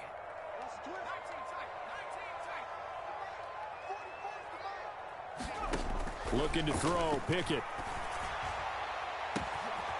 Across the formation, he hits Austin. And he'll go down right around the 47 this time. Now a first down carry for Harris. And a solid run here as he'll pick his way down to the 42-yard line. So on the other side of the field now, it's 1st and 10 as they've got things rolling on this drive. They take a shot downfield there, but it winds up falling incomplete. They decided the opportunity was there and launched a deep ball, but he was unable to get away from the defender, couldn't create space, couldn't uncover the end of the route, and that one winds up incomplete.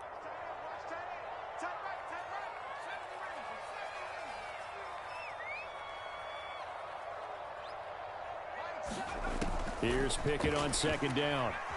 Flushed out right. And seeing nowhere to throw, he chucks this one away from harm. Incomplete. Now it's third down.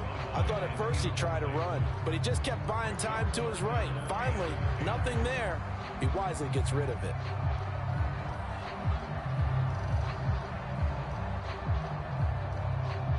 The Steelers on third down. They've been okay, 2 for 3 thus far. This is 3rd and 10. Pickett back to throw. Flush to his right. And they'll get him down about 3 yards short of the first. Would have been right at about a 52-yard field goal try, but no, they are going to go for this thing on 4th down.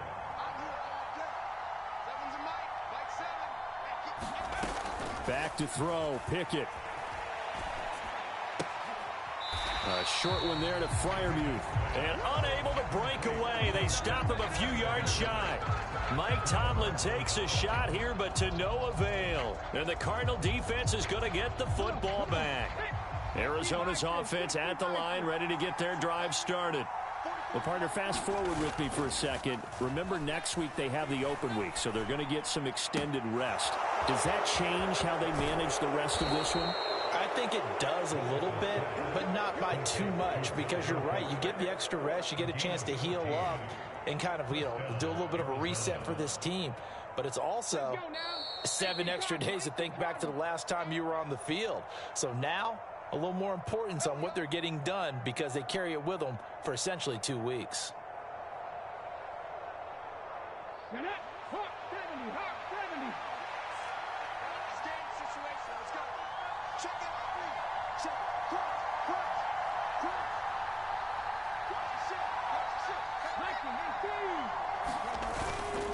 They'll try the middle with Cook.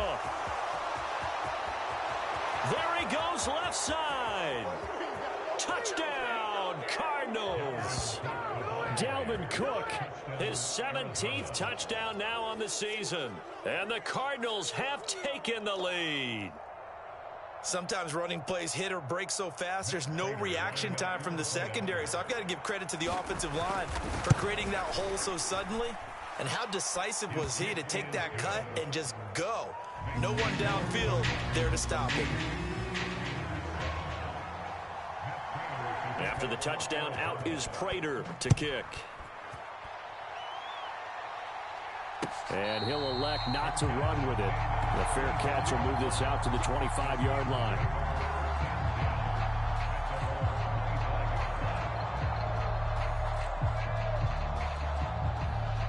The Steeler offense here about ready for their next drive.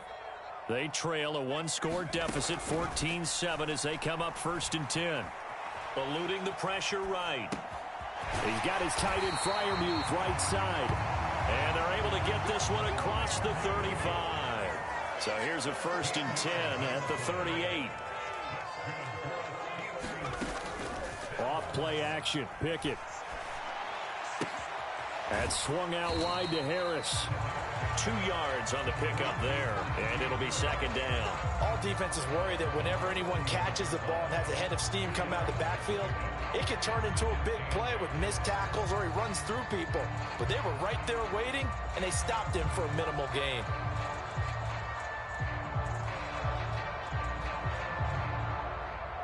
Here's a 2nd and 8.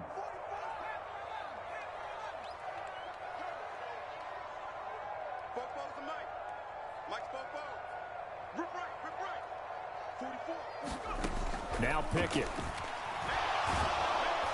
And the pressure will bring him down here. The Cardinals get home for the sack.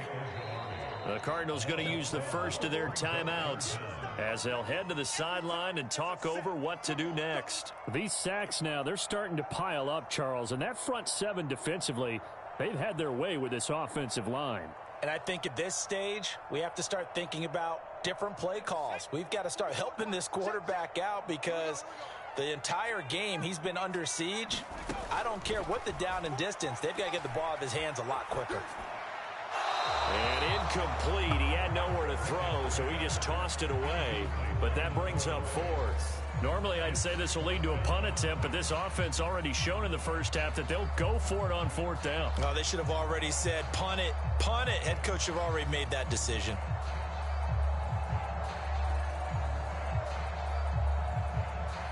And how about this? 4th and long, and they're going to go for it.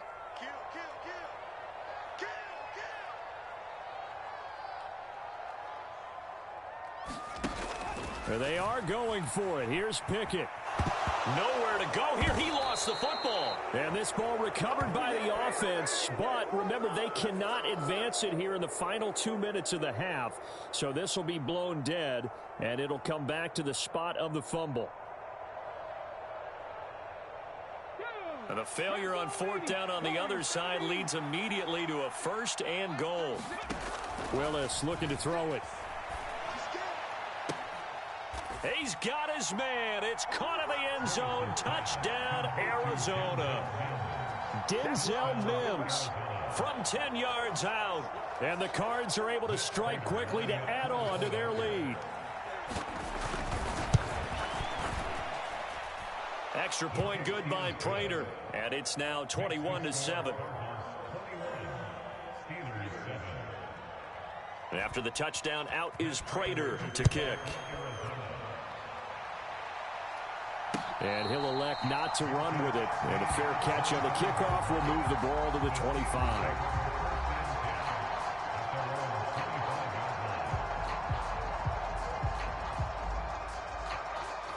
The Pittsburgh offense at the line to start their next drive. Charles, we'll see what they can do here. Not a ton of time left, but enough certainly to get points out of this drive, and they need them right now because they're trailing. Yeah, this is taken in. It's complete. Yeah, he's going to be out of bounds, but not before he takes it inside the 40. How about a 39-yard pickup? They'll take it. When they've needed a play this year, he's certainly been the guy to deliver it. As this season has gone on, he's been awfully consistent and sometimes spectacular. Pickett now on 1st down. Austin is there and brings in another one. And they are into field goal range now as he's got the 1st down at the 26. And he'll fight forward on the straight-ahead running for just a couple of yards. 2nd down. Now the Steelers use the first of their 3 timeouts as the clock will stop with 34 seconds to go before halftime. This is 2nd and 8. Pickett, he'll look to throw it. Well, he rifles one, and that's going to be intercepted. Isaiah Simmons picking it off. Unfortunately for him, if last week was any indication, we knew a pick was coming at some point. Last week it was interception after interception, and here we go again. We actually quit counting last week at a certain point because I thought I was going to run out of fingers, all right, because I'm not all that skilled as a mathematician. But you're right. It felt like a matter of time, and you got to think the guys on defense, they couldn't wait for this opportunity after what they saw on tape. And that is incomplete. Oh, the coverage a little too good there, and it's 2nd down. That's some good closing speed there defensively because that looked open for a minute. But that's great work with the ball in the air. Never gave up, converged on his man, and broke the play up. Willis's throw going into the hands of Williams. They get 6. That'll leave them with 3rd and 4.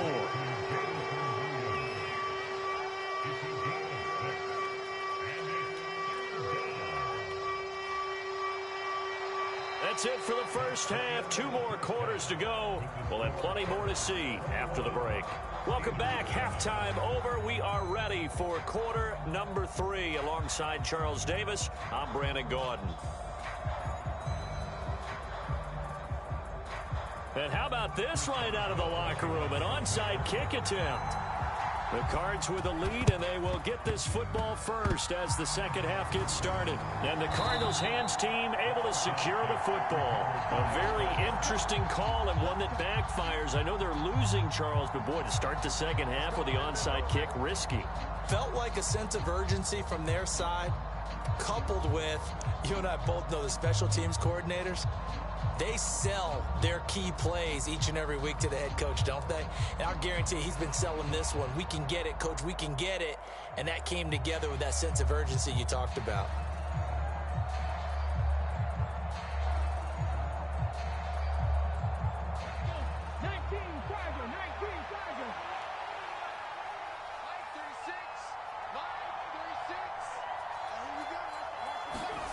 1st and 10, Willis. Escaping the pressure right. And nowhere to run for Willis. He goes down. Cole Holcomb proving too much there for the offensive line. He gets the sack. Chalk that up as their first sack in this game, and they tallied 4 a week ago. And probably not as much exultation in that sack as what took us so long. Because when you get 4 the previous week, you're counting on continuing that momentum. They didn't get that done in the first half of the game. Let's see now if they start to bring even more exotic pressure towards the quarterback.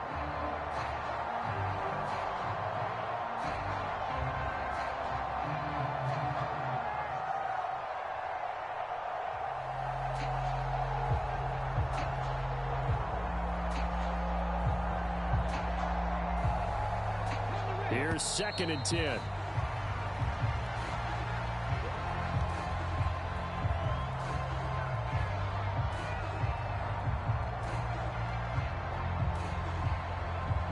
Just a little too lackadaisical, Charles, and they didn't get up and snap the ball in time. Delay of game. Yeah, and I'm not sure if he understood where the clock was located. In different stadiums, it's in different places. You have to check that in pregame and make sure you're aware so you don't run into penalties like these. And now after the delay of game, they're operating behind the sticks, 2nd and 15. They go play action with Willis. And this is Cook with a grab. And he's out of bounds as he gets this down to the 45. So 8 yards on the completion there. 3rd and 7 now. And we see another pitch and catch there to the running back. This position just continues to evolve. They've become just as critical to the passing attack as a lot of receivers, tight ends, because their ability to make people miss in the open field can really generate big plays for an offense. A 10th carry in the game for Cook. And he'll get nothing out of that one. Call it no gain there, and it leads to a 4th down. As usual, the hallmark of a good run defense, linebackers making plays near the line of scrimmage. Absolutely nowhere to run there. On is the punter, Hawk, as he gets this one away. And a bit of a mistake there. This is well into the end zone for a touchback.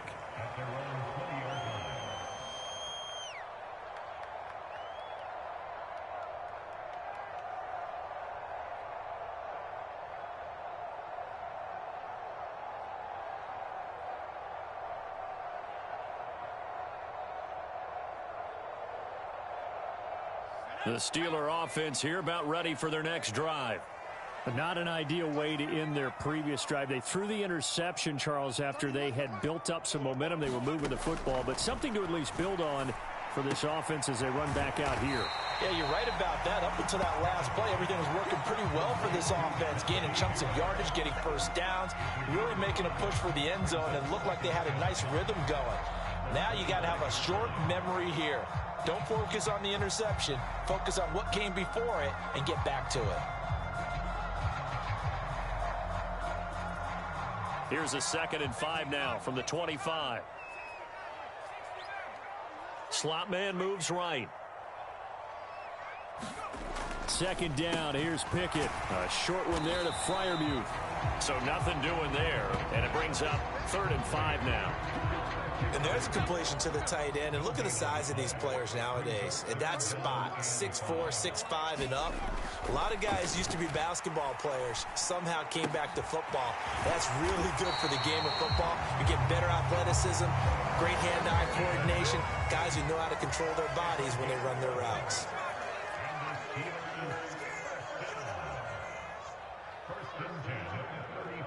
Johnson, the man in motion right. Well, they'll fake the jet sweep, but now here's Pickett off play action. And he just throws this one away. That was a bit strange, and here comes the flag. We saw it, too. Nobody in the vicinity of that throw, and that earns him the penalty. Yeah, you got to at least get it close enough to one of your own guys in order to dodge the penalty. They lose the yardage, and, of course, they also lose the down on the grounding call, and it's quickly 2nd and long.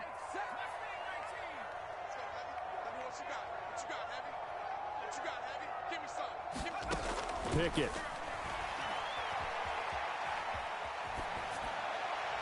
And he's He's just going to get rid of this thing. To no one here. He throws it away, and now it's third. That one doesn't find its target, but all in all, he's been much sharper this week. He was under 50% a week ago, and now he's up over 70%. Well, you know it's standard for quarterbacks and receivers get together for a little extra time each and every day in practice. I get the sense they got together for a lot of extra time this week to try and improve that passing percentage, and it's worked out quite well. This offense in desperate need of a conversion as they come up on third down.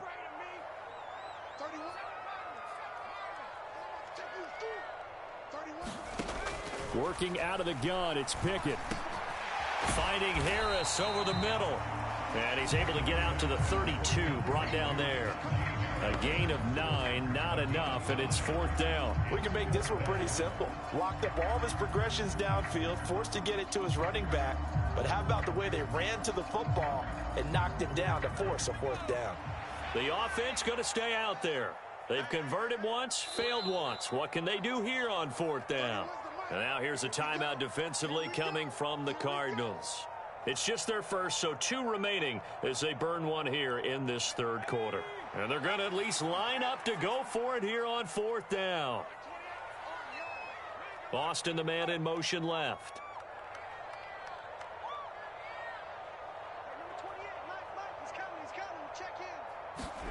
Now Pickett on fourth down. Flushed out right.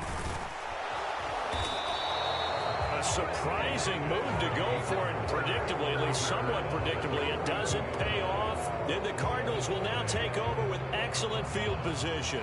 But down 2 scores, I guess they felt like they needed to go for it. They must have thought they had a play to dial up that they could get it. Well, it didn't work out. They must have thought, as you pointed out, they had a play, and they were probably looking at the number of possessions that they thought were left in the game. And down 2 scores, they must have felt like they couldn't risk not taking a shot here and giving up that chance. So 5 yards here, 5 on the play, and it'll be second down. Nice rhythm throw there on first down. He located his tight end, made it a nice, easy pitch and catch. Hoping he can break a tackle or two. Wasn't able to do that there, but still good yardage. Here's 2nd and 5 now from the 37.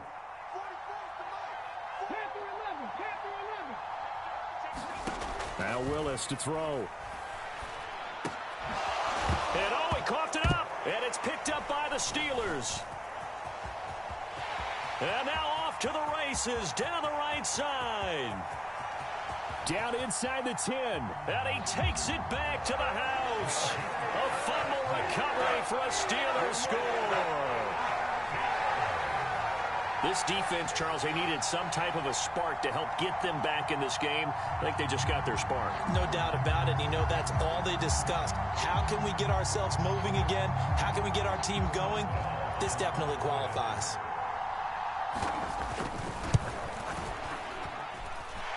Boswell good with the extra point.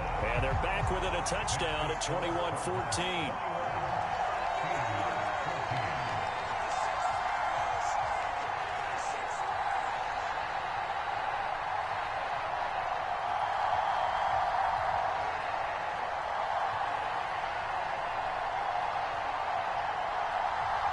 Well, it's only a 1-score game. Third quarter, mind you, but they're going to go for the onside kick right here. And the Cardinals' hands team able to secure the football. I know they're down, but starting the third quarter there with the onside kick, what'd you think? Well, I think that they're looking at it as we may not have as many possessions in this game as we want. There may be that sense and that feel that they've got to go ahead and make something happen. Steal possession, try and steal some points, and get themselves right back in a position to try and win the game.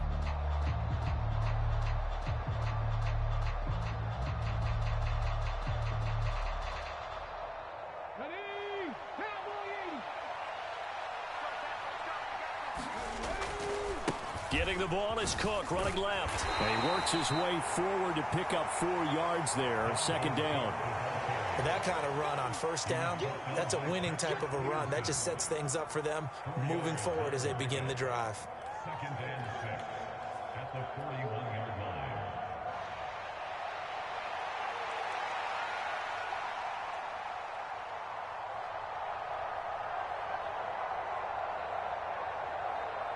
from the 41. Here's 2nd and 6.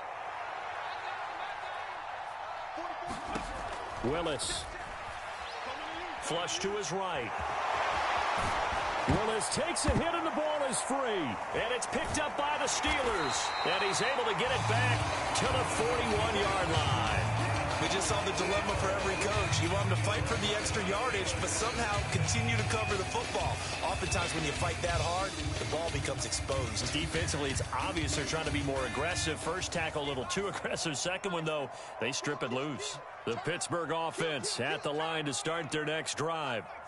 Charles, still a one-possession game. Remember, it could have been 2 after they opted to go for it on 4th down in their own territory. Didn't get it, but their defense holds strong, and so this is a huge possession coming up here. You're certainly right about that, partner, and a lot of people look at them going for it on 4th down as a failure when they didn't get it. But there's also their way of saying, hey, we have confidence in our defense because they went out and held them, got the ball right back for them. So nice stand for them. Momentum can swing back to their side if they have a good drive here. And seeing nowhere to throw, he chucks this one away from harm. Incomplete. Now it's 3rd down. I tell you, he's been running for his life all game long. They've sacked him time after time. And here he's again forced to beat the retreat. And he's got to throw this ball away.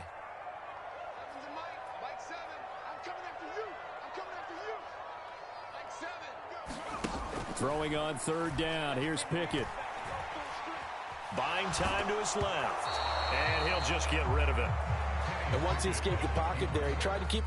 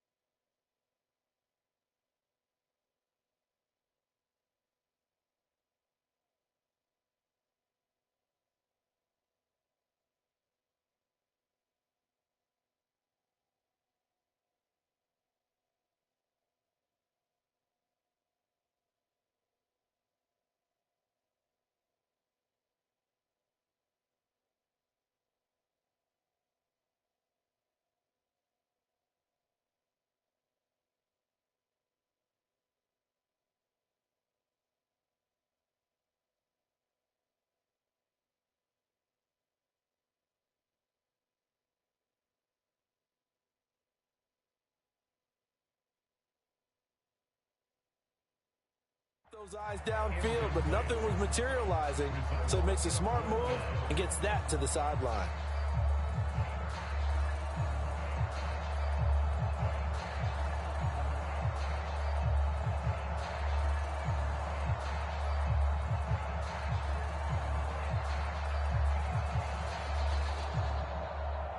And they're going to go for this.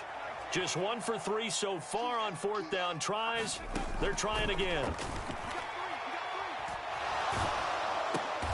And he's not able to get away. He is stopped well short of a 1st down.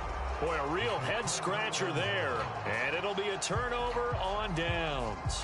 Well, that's the 4th time that they've tried to go for it on 4th down. They've only converted once, Charles. And obviously not a good percentage. And if you're going to go for it on 4th down, you think that you've got the right play dialed up. You can't be stopped. Your momentum's going to keep going. But 1 for 4, that tells you that you need to look at things in a different way, and you need to tip your cap to the defense. They've done a great job. Cook up the gut. And he'll manage to pick up about 4. It's 2nd down. An opportunity to get a drive started here at the end of the 3rd quarter. What you're trying to do is break the game down a little bit. Don't let your guys see too deep into the game, into the future, and say, oh, we got to get here. No, right here, right in front of them, melt the clock down, get to the 4th quarter, try and keep going. And try to keep that lead. Exactly. from the 38 now. Here's 2nd and 6. They go play action with Willis. He's got a man. That's caught. Left sideline. A gain there of 21 yards. Well, that certainly has to feel good. It's not all the time that the play caller should get all the credit. Sometimes I think in the huddle, the quarterback just says, hey, who's going to make a play for me? I just need something right here. And the end result there, nice first down. Drive keeps moving.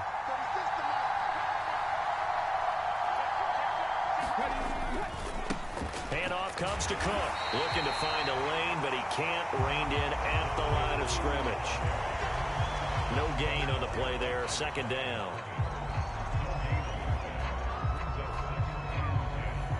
We have played 3 quarters. You are watching the NFL on EA Sports. Back now in Pittsburgh. It's Cardinal football. They're also out in front of the scoreboard as we get set for the 4th.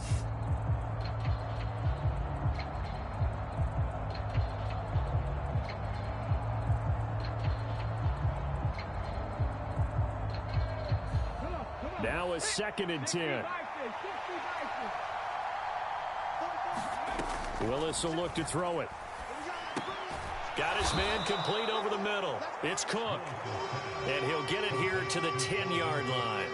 It'll go down as a gain of 6. And it's 3rd and 4 now.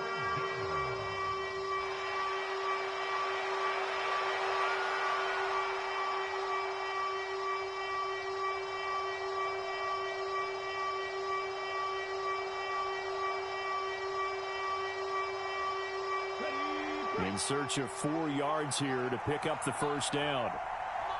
Mims in motion left. He'll get an opportunity with it on the touch pass. And he gets the first down yardage he needs before he's brought down at the 6. Give him the 3rd down conversion, 5 yards on the play. And this is just a little touch pass. They send the receiver in motion, just kind of tap it forward to him. Now, it doesn't turn into a huge play, but they do pick up a first down, a nice, consistent gain.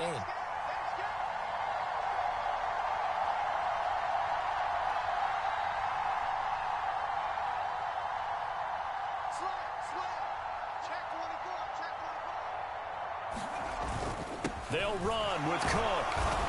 And he was able to shed 1 tackle, but could not get away from there. And give him 5 that time as they draw a bit closer here for a 2nd and goal. The recipe's pretty simple, I think, right? Just give your superstar the ball, continue to feed him. Yeah, don't overthink this one, right?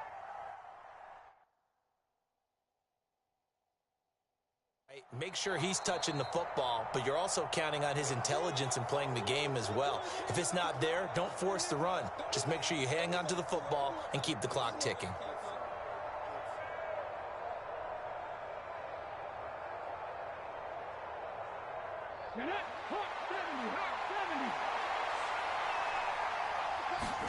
Here's Willis. And that is caught. Touchdown, Cardinals. James Conner, a 1-yard touchdown reception. And the Cardinals add on to their lead, and it's looking like that win streak is going to extend another week.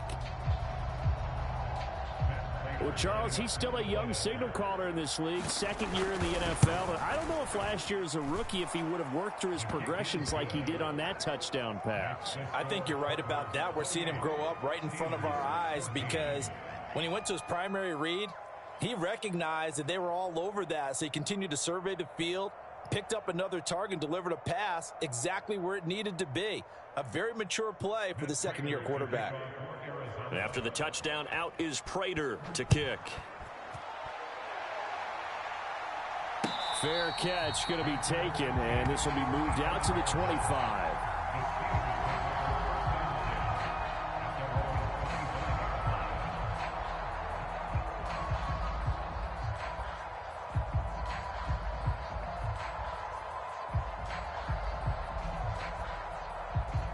The Steeler offense here about ready for their next drive. They run the play fake. Here's Pickett. Steps away.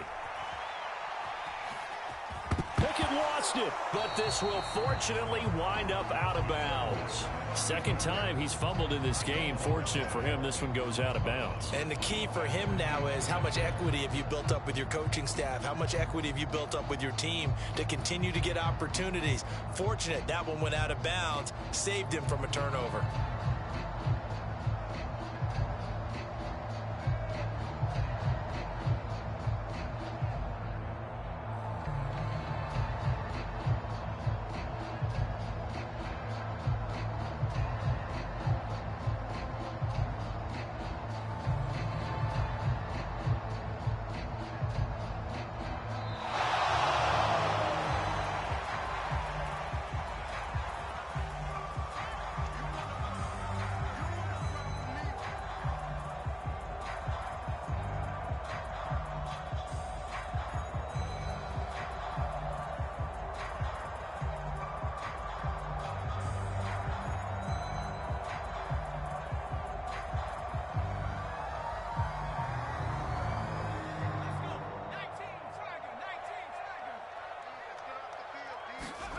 Pickett looking to throw on second down. A short one there to Freiermuth. And he gets this up across the 35 before he's out of bounds. Fifth catch of the afternoon, and that gives him a first down. Fourth quarter, every drive so critical, and you figure may only get one more shot after this, so a touchdown's imperative on this drive. It is, but you also have to think to yourself in play calling, don't hold anything back. Don't save it for the second touchdown. You've got the first one for the second one to even matter. He'll let it fly for Austin.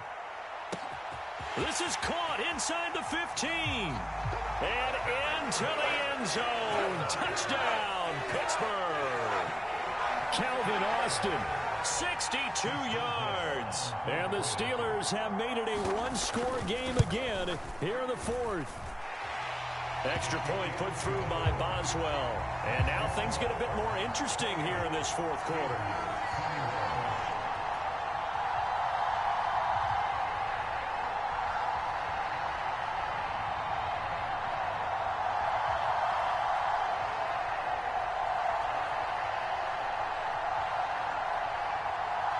I guess the touchdown wasn't enough.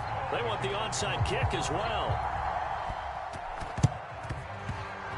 Oh, I think they got it. Yes, the Steelers have it. The Cardinals forced to burn their third and final timeout. So that will leave them with no timeouts left. Still plenty of time on the clock. We'll see how that affects things here in this fourth quarter.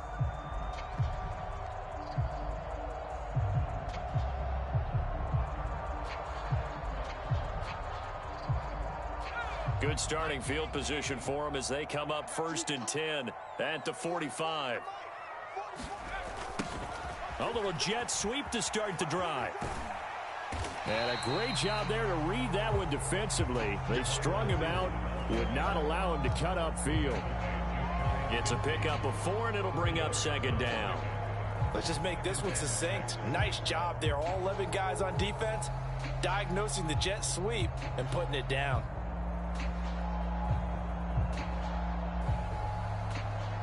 From just shy of midfield, here's a second down and 6. Harris running straight ahead. And they go backwards here, losing yardage back at the 48-yard line. Now they're going to be dealing with a 3rd and 7. Is that one officially a loss of 1? There's no question that coming into this game, this defense was pretty vocal about its desire to take this running back out of his game. And all that pregame wolfing has turned into results. The Steelers on 3rd down. They've converted 3 times in 8 chances. This is 3rd and 7. Pickett will look to throw it here. Nowhere to go here. He lost the football. And the Cardinals have got it. Going the other way. Still going inside the 20. And they bring this one back. A scoop and score. A fumble recovery touchdown for Arizona. This was a close game. They needed a little breathing room. Boy, they got it right there on that return for a touchdown. Yeah, we would say that this could be huge. Forget it. It was huge. Gave him a comfortable lead. Prater for the extra point. And the lead now up to 14.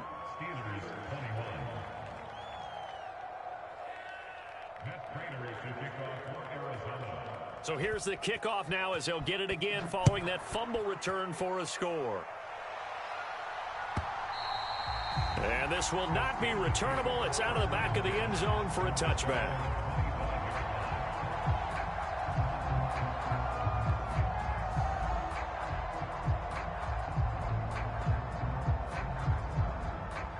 The Pittsburgh offense at the line to start their next drive.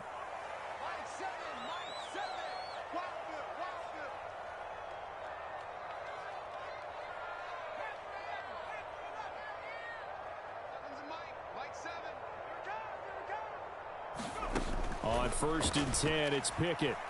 Eluding the pressure right. And he'll toss this one incomplete. Seeing no options, he throws it away. Well, this defense is getting after it now. They get the sack on 1st down, and now the pressure's there again, and that forces a throwaway.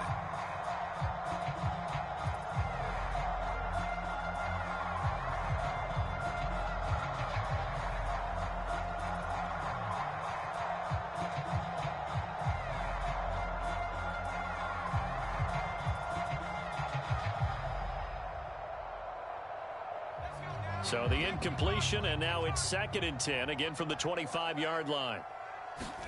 Here's Pickett. Throw left side, got to be taken in by Harris.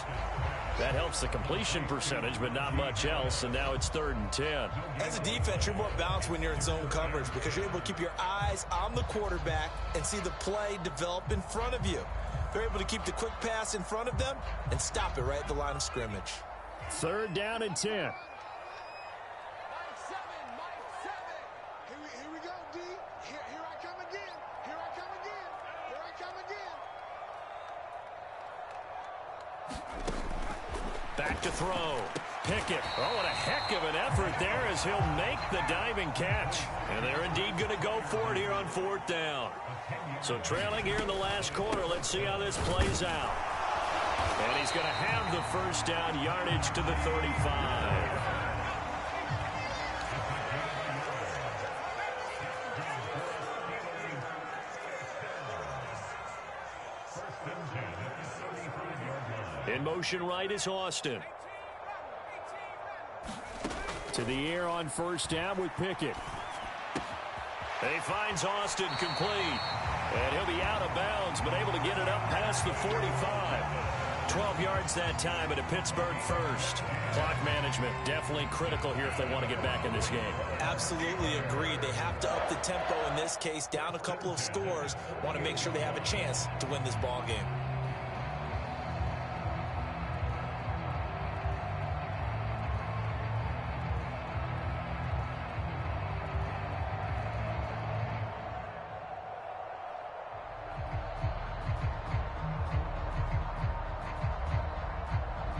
Two 1st downs have them up near midfield now on 1st and 10.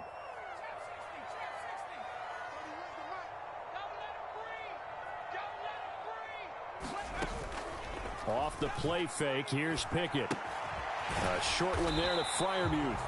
So that'll be no better than an incompletion, and it'll be 2nd down.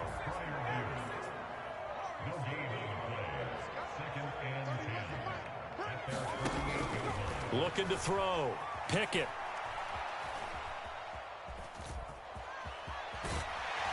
And they get to him after a gain of 6 to the 46.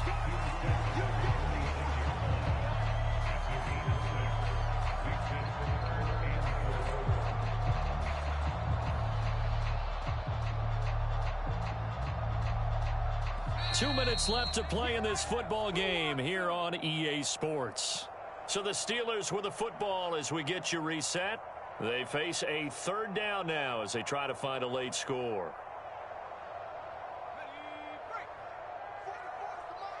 Here we go, D. Here I come. Football to Mike. Mike's football. I'm coming.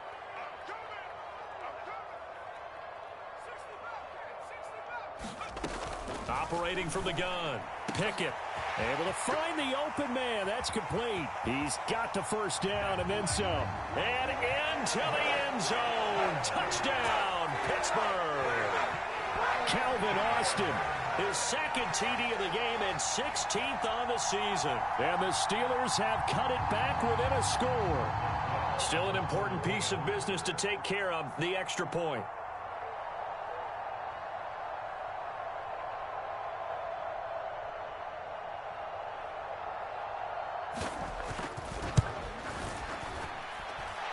And that'll cut the lead down now to a touchdown.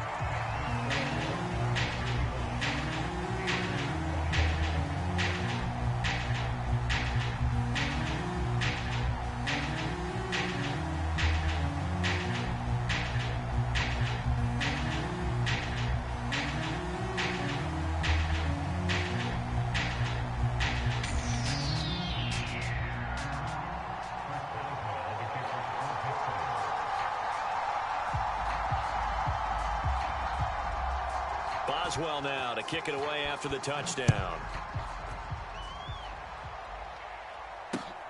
Taking it about the 1. And some good special teams coverage as they bring him down just outside of the 15.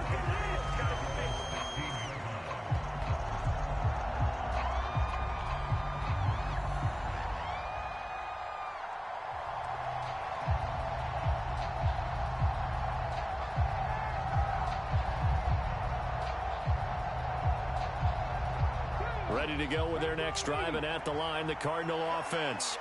Well, they can smell victory, partner. They can see it on the horizon, but certainly we're not done yet here. Defense still has 3 timeouts, and obviously this is a very slim lead they're holding on to. And let's face it, the easiest way to get this done, challenge your ground game. Challenge your offensive line, your tight ends, your receivers, anyone who's going to lay down a block. Don't let there be penetration because they're going to stack the line of scrimmage and maybe bring extra people to the ball. If you can do that, make them burn their timeouts, run out the clock, life will be good. But if you really want to gamble a little bit, a quick play action, quick throw, might be able to get it done. Just make sure it's not incomplete and stop the clock. And now the question everyone's wondering, look at the clock, late 4th quarter, do they put the ball in the air here on 3rd? I don't. I run the football, and I tell my offensive line, no leakage up front. I don't want my running back hit as I hand the ball off to him. I don't want any type of an issue. But if I am going to throw it, quick throw, out to the perimeter, maybe one of my best receivers running a quick slant or something like that. I hate to surrender the football when you're nursing a slim lead, but they're going to have to punt it away. Trust that defense. It's the right play at this stage of the game as well. You don't need to press it here because you do have that little bit of a cushion, and you count on your D to make it stand up. Here's Matt Hawk now, standing right on his own 5-yard line.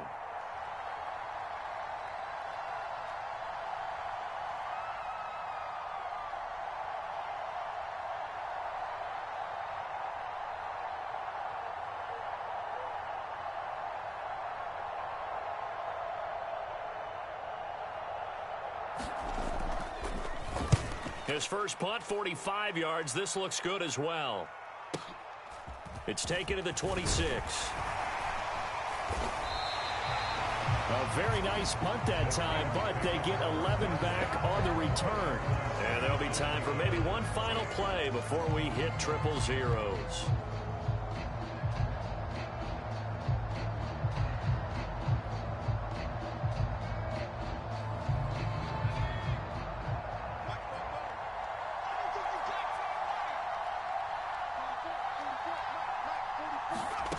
One final shot for Pickett. This ball intercepted. And the Cardinals are going to hang on the final play. They get the turnover to seal this football game. So it's a win here for the Arizona Cardinals. And this, not always an easy proposition, Charles. You had a West Coast team that traveled east, but they got the job done.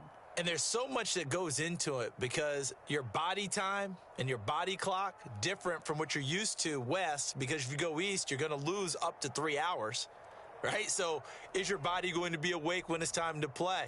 A lot of teams actually rehearse it. They practice it. Maybe the week of the game, they move everything up to that time frame so guys get used to doing it that way. I remember when I played at Tennessee, when we had to go from east to west, our trainer, Tim Karen, said, leave your watches on East Coast time. Every piece of information we got was East Coast Standard Time. Try to psychologically tell us what to do, as well as prepare our bodies the same way. So for the Cards, the win moves them to 12-1 now on the year. And they'll be able to enjoy this one through the bye week before they get back at it again. Meanwhile, for the Steelers, the playoffs look to be out of reach now as they drop to 4-8. And they'll get